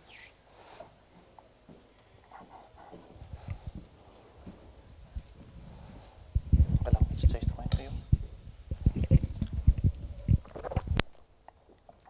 Fantastic. Beautiful quality of the wine. I started to show a little bit of these aging. I choose a little smaller mirror decanter. So we just remove the sediments and give it a bit of aeration. 2010 is a rather warm year, so we're also losing up the fruit a little bit.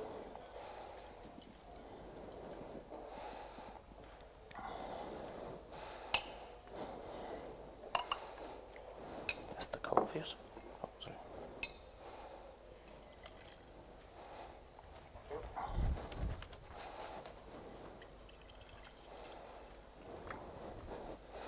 So along with the wine, with the soft tannins, I'll serve you a dry aged veal that comes with pomme de fin and red vine juice. Tannins and elegance of the wine is beautiful. May I remove the cork?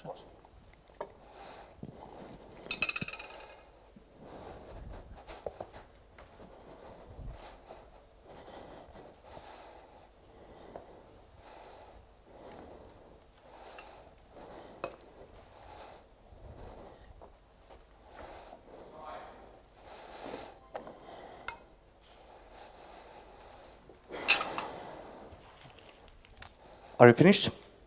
Yes. We would like to enjoy a beer before the wine. Would you please serve us a local product, Finjevel beer, a pale ale beer from Hopping Brewsters? You have 2 minutes. Could you please repeat that, sir?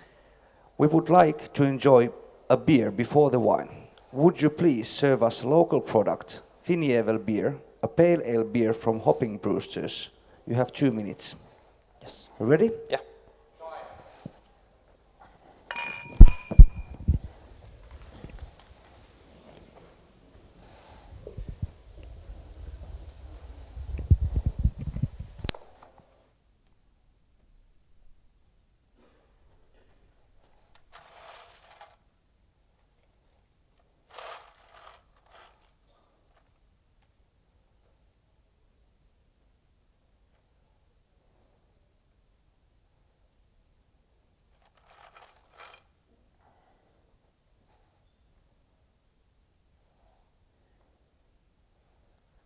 So unfortunately, I don't have the Indian pale ale, but I have a group pale ale, which is a berry-based wine, but also still local producer.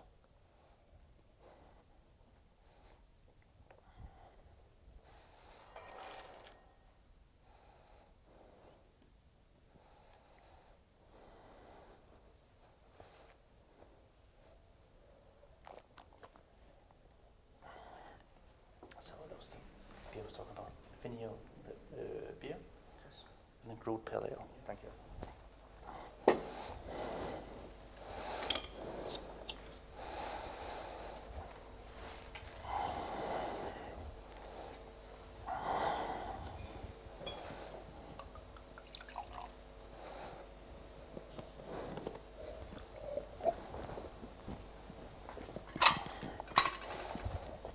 Would you like a little test first, sir? Since it was my recommendation. Okay. So it's a rather fruity beer, and before we go to the more heavy meat, we'll have grilled duck heart that comes on a little toast of corn, and comes with a rather spicy salsa of ginger and chili. Thank you. Well done. Was that grilled duck heart we were going for? It's amazing. It is amazing. Yeah. I had that at Midsummer's last year. I had actually, well, it was chicken hearts, I admit, but grilled on a skewer. My children loved it. Well, not really, but you know, I wish they would have loved it.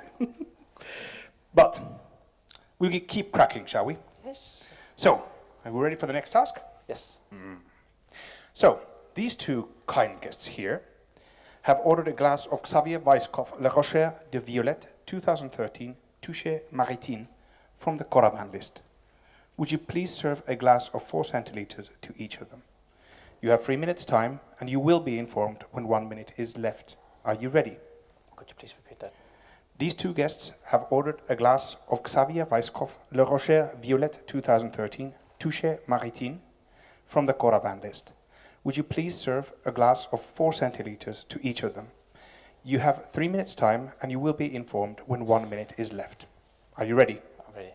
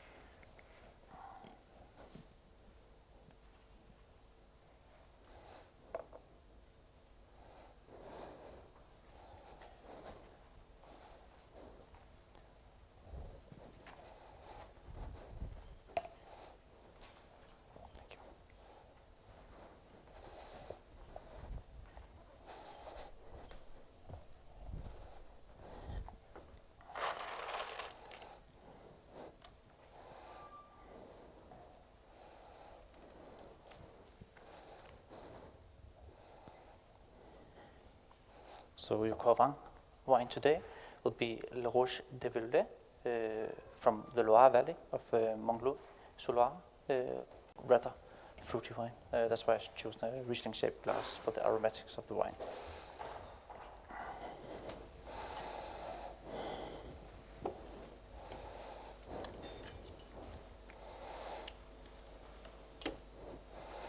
Allow me just to make sure it's in the right condition.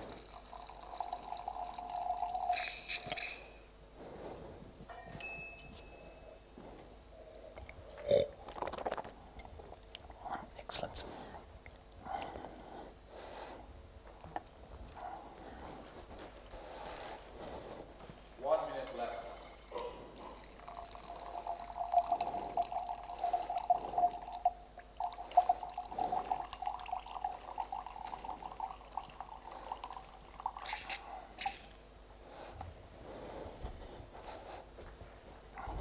Yours also. Along with the little glass, you will have a pike perch, seared pike perch, that comes with a variation of celery. So we pair the fruitiness of the wine, but also a little bit of this herbaceous style of the wine, and a brown butter sauce. Please enjoy.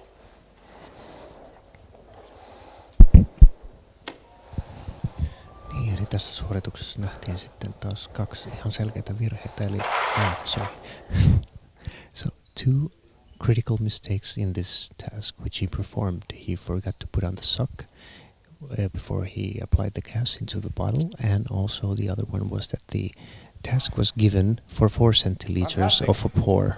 We are absolutely rocking tonight. So, next we'll need a little bit of a hand here. There we go. Ta-da. So even a little bit more space on the stage, so let's try to be careful here so we don't hurt ourselves. And I think you might be guessing what's going on next, right? Yeah, I have a clue. You have an inkling, so to say. Cool. So what's your favorite wine, though? What's your favorite wine at the moment? Whatever tastes good. Whatever tastes good. I'm not going down to one specific thing. I think that's a safe bet. It's very safe, but I don't want to limit myself. No. I've had Mosel with steak because I felt like steak and Mosel. Yeah. So in that case, I didn't really care for the pairing. Anyway, for your next task. So next up is the blind tasting. Give us a full description of these 2 wines. You have 6 minutes time. You will be informed when 1 minute is left. Are you ready? Could you please repeat that for me? Next up is blind tasting. Give us a full description of these 2 wines. You have 6 minutes time. You will be informed when 1 minute is left. Are you ready? Yes. Glass number 1 is a clear and star bright white wine with a moderate intensity. Has a yellow core turning into a silver rim It has no sediments, however it has small CO2 bubbles that comes from a production. Has a moderate viscosity and extract. On the nose the wine is clear and aromatic. Has a medium plus intensity.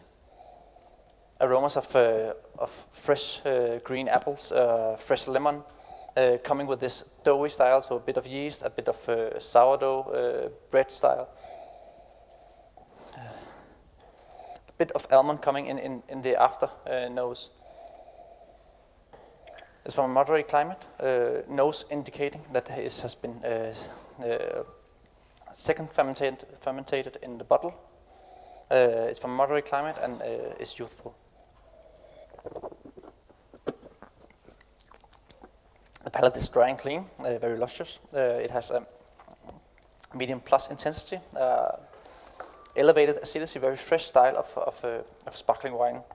The mousse is very integrated in the wine, soft, small bubbles on the wine. Has moderate alcohol, a medium body, no tannins on the wine.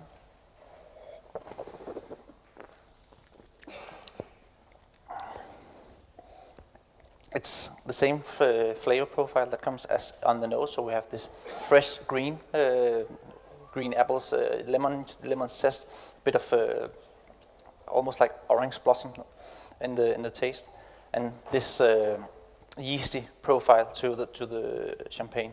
To the wine. It's very good quality of the wine. It's very elegant. The balance of the bubbles is well integrated of the sparkling wine. As on the nose, there's a lot of things telling me that this has been second fermented in the bottle. It gives it a nice yeasty flavor. I think it's a wine that should be consumed rather young, so within the coming 3 years. It drinks very well now. I will serve it with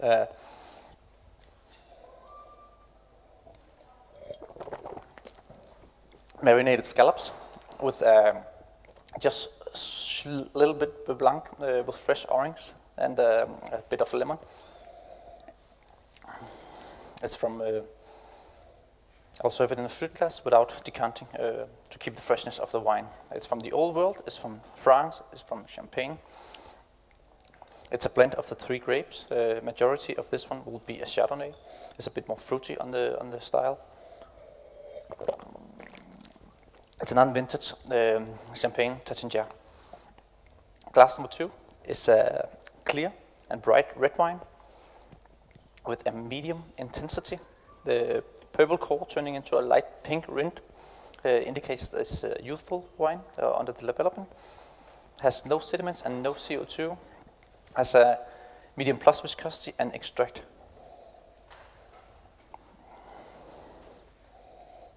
The nose is clean and very generous. Has a medium plus flavor intensity. Very much into the dark fruit style, so blueberries, blackberries, black currant. It's very fruit driven nose.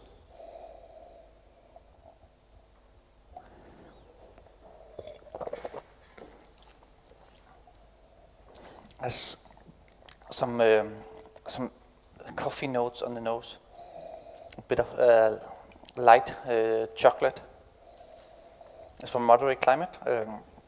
Has aged in used or neutral vessels, and is under development. The palate is dry and clean, medium intensity. It has a elevated acidity, very driven. It keeps on coming.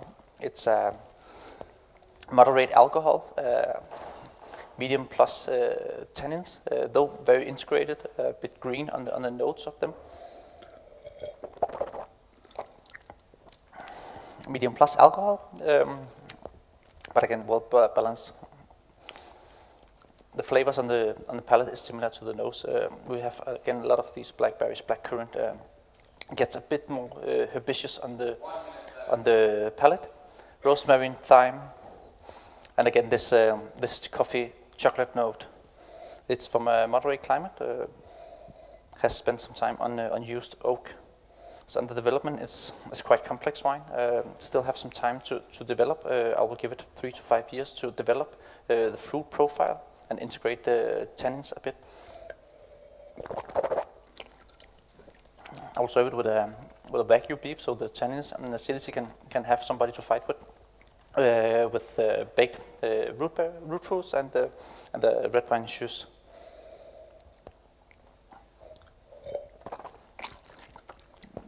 The wine is from the New World. It's from the Southern Hemisphere. It's from Argentina. It's a Malbec-based blend from the Mendoza of Catina Zapata. Served in a Bordeaux-style glass. Well done. Fantastic.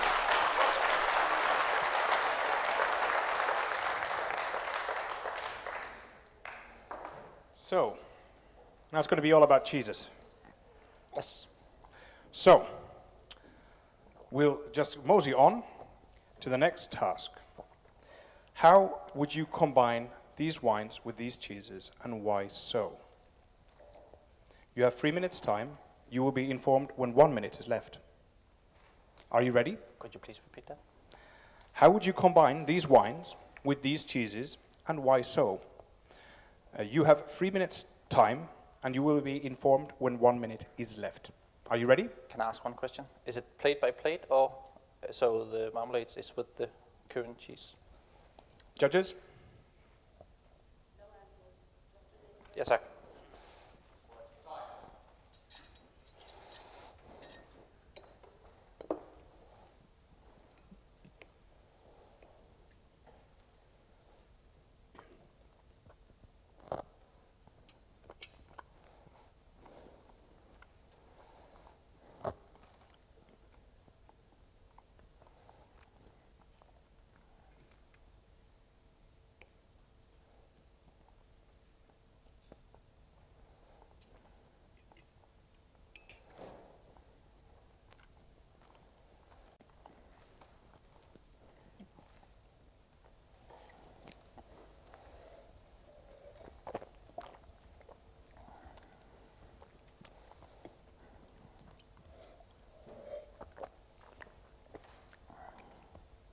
I will pair wine number 1 with plate number 1. Due to the lightness and freshness, the marmalade is sweet, though it has some acidity to it. It's less powerful on the flavors than plate number 2, and I think will pair very well. So we keep the lightness and freshness of the 2 plates. Number 2 with the marmalade, I will go with glass number 2. It's a bit more generous cheese, and this red berry fruit marmalade is really giving some structure on the plate, and I think that will pair best with the glass number 2.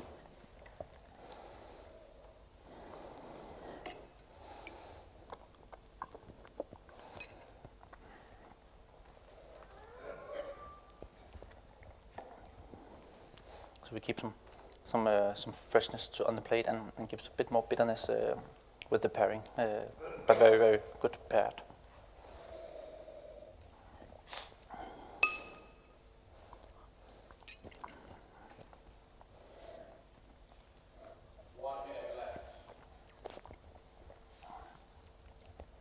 And the apple puree with the champagne is make life smile. It's light and sweet at the same time, but still have generous touch to it, and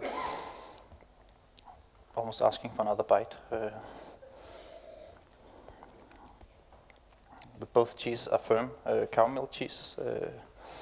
It's rather light, young cheeses that hasn't been aged much, though plate number 2 has a longer aging than plate number 1. But both on the light and fresh style of cheeses.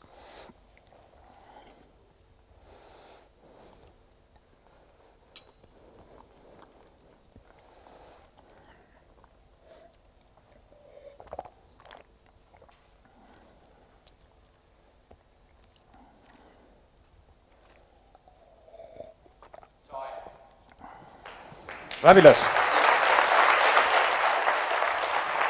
What's your favorite cheese and wine combination? Old Madeira and a 36-year-old Comté. Oh, there we are. unfortunately, it wasn't. That came off the bat. Have you had that recently? No, unfortunately, the old Madeiras is quite difficult. They're quite difficult to drink. get. So, for our next task, are we ready to roll? Yes. So, please identify these alcohols. Type, main ingredient, and country. You have 2 minutes time. You will be informed when 1 minute is left. Are you ready? Yes.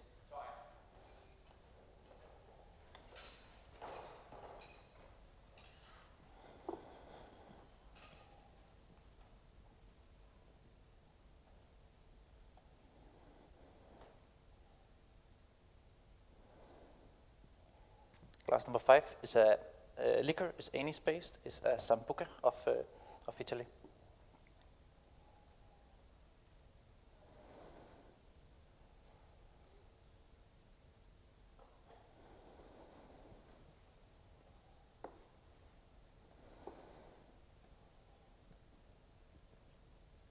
Glass number 4 is Eau de Vie.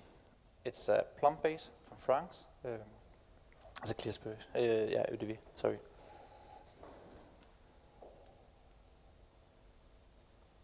Glass number 1 is gin. It's a Geneva based gin from England. 1 minute left.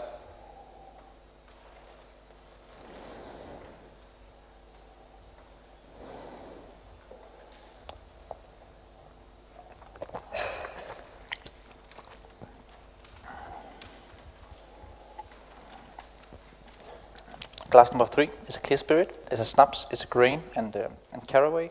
It's from Finland.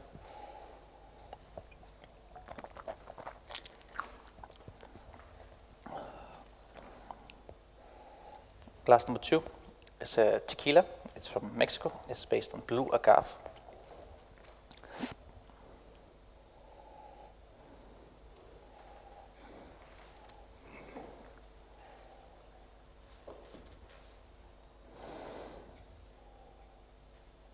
So glass number 3 is vodka. It's a clear spirit of grain from Russia. Fantastic. Well done. So what spirits do you drink back home? I drink pisco sours. Or Whiskey Calvados. sours? No, pisco. Pisco sours, Yeah. Or Calvados when they have to be alone. Oh, that's a good choice as well. I like whiskey sours personally. I think they're great. I don't drink whiskey though. Anyway, we'll go for your last task for today. Yeah. So you're almost done. Correction of the wine list. You have 3 minutes time. You will be informed when 1 minute is left. Are you ready? Could you please repeat that for me, sir? Correction of the wine list. You have 3 minutes time. You will be informed when 1 minute is left. Are you ready? Yes. Champagne number 1, Amand de Pignac Brut Gold, is a non-vintage.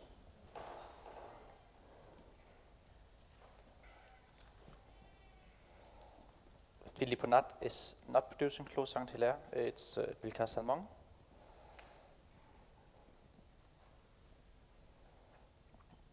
Krug Vintage 2006 is not yet released.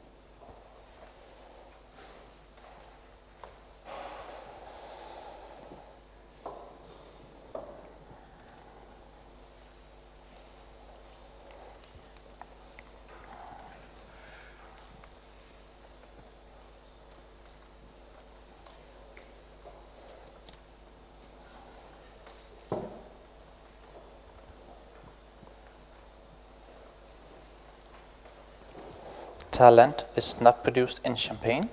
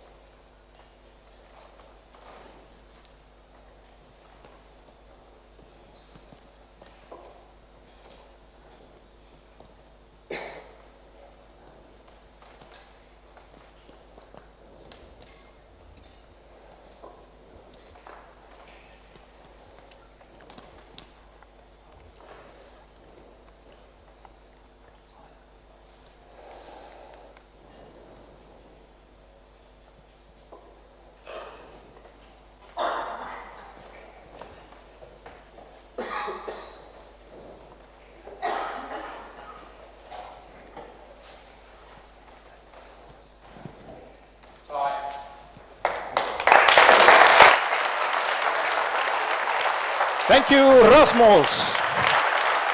So that was the last task, and there's woo, yeah. See, that brings warmth to a person's heart. Yeah, it's good. Thank you. So how did that feel? Good. Very good. Do you think you deserve a glass of champagne now? Definitely. After looking at all this page, I think maybe 2. I think you honestly do. Thank you very much. A big hand of applause for Rasmus. Thank you very, very much. Thank you.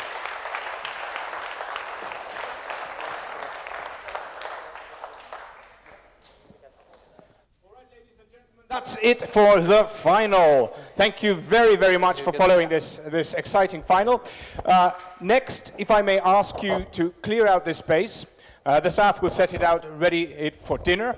The sponsors are still exhibiting in the next room, so you can go grab a nice glass of some cold wine, some delicious cocktail and so forth. Thank you very, very much. We should continue at around 7-ish here for dinner, and then the winner will be announced 10:30-ish, Finnish-ish time. So, yes. Thank you very much. Enjoy your evening.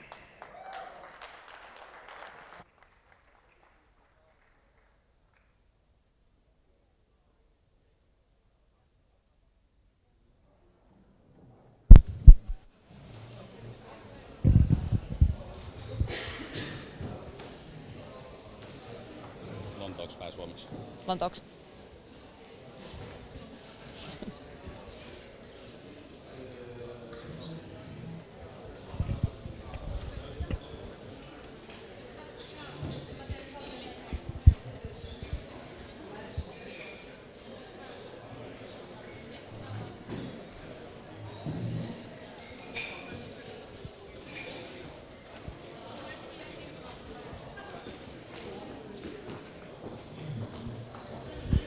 Thank you. That was our competition.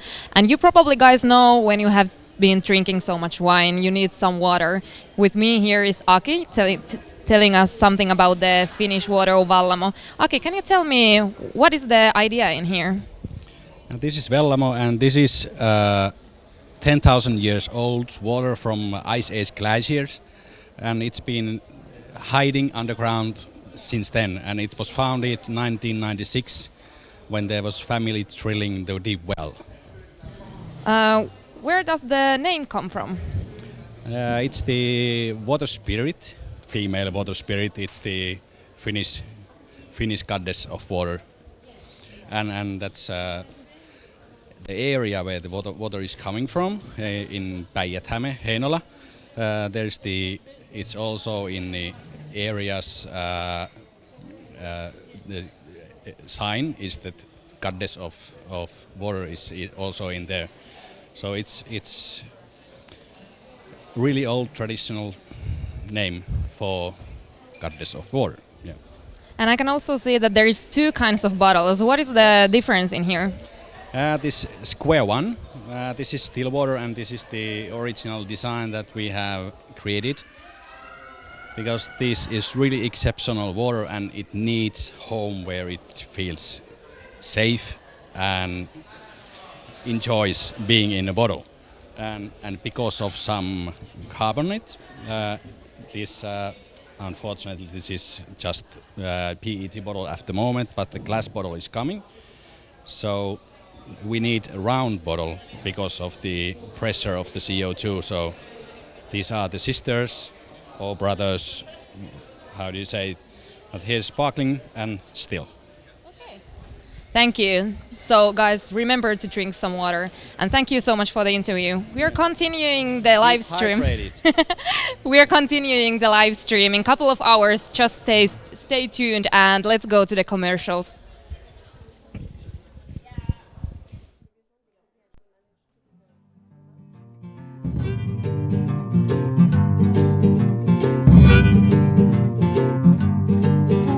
The punches come fast and I fall in the ring. All I can do now is laugh, cry or sing. This is the story and a couple of things that have been running in rings round my mind.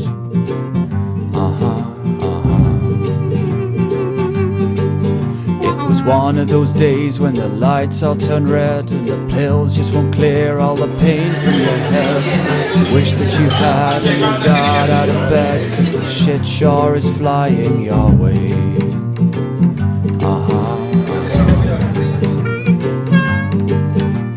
Second-hand news at an unwelcome time. Your brain's clogging up, soon you're losing your mind. You're wondering if fate could be any less kind when she suddenly twists the knife in.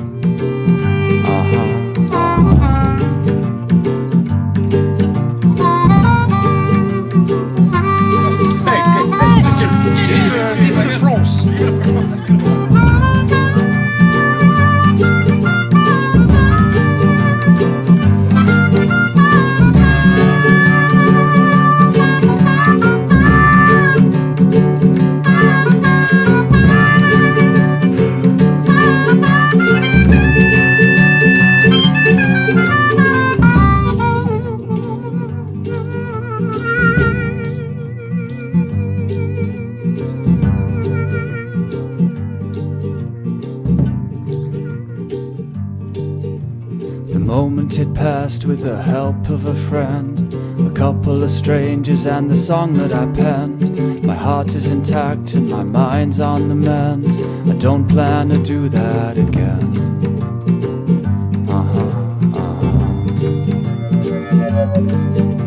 The sun's given up on this god-awful day, and my pain with the light is now fading away.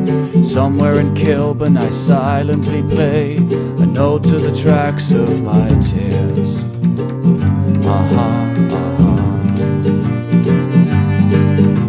A jack in the box, I come springing right back. I pull on these strings for my counterattack. Today I feel sure I can take any flack the world might be sending my way.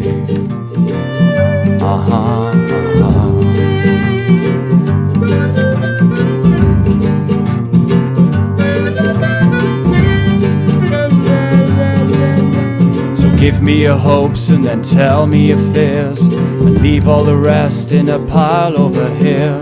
They'll fit like a dream with these chords I have dear, as I dance in a dream round this town.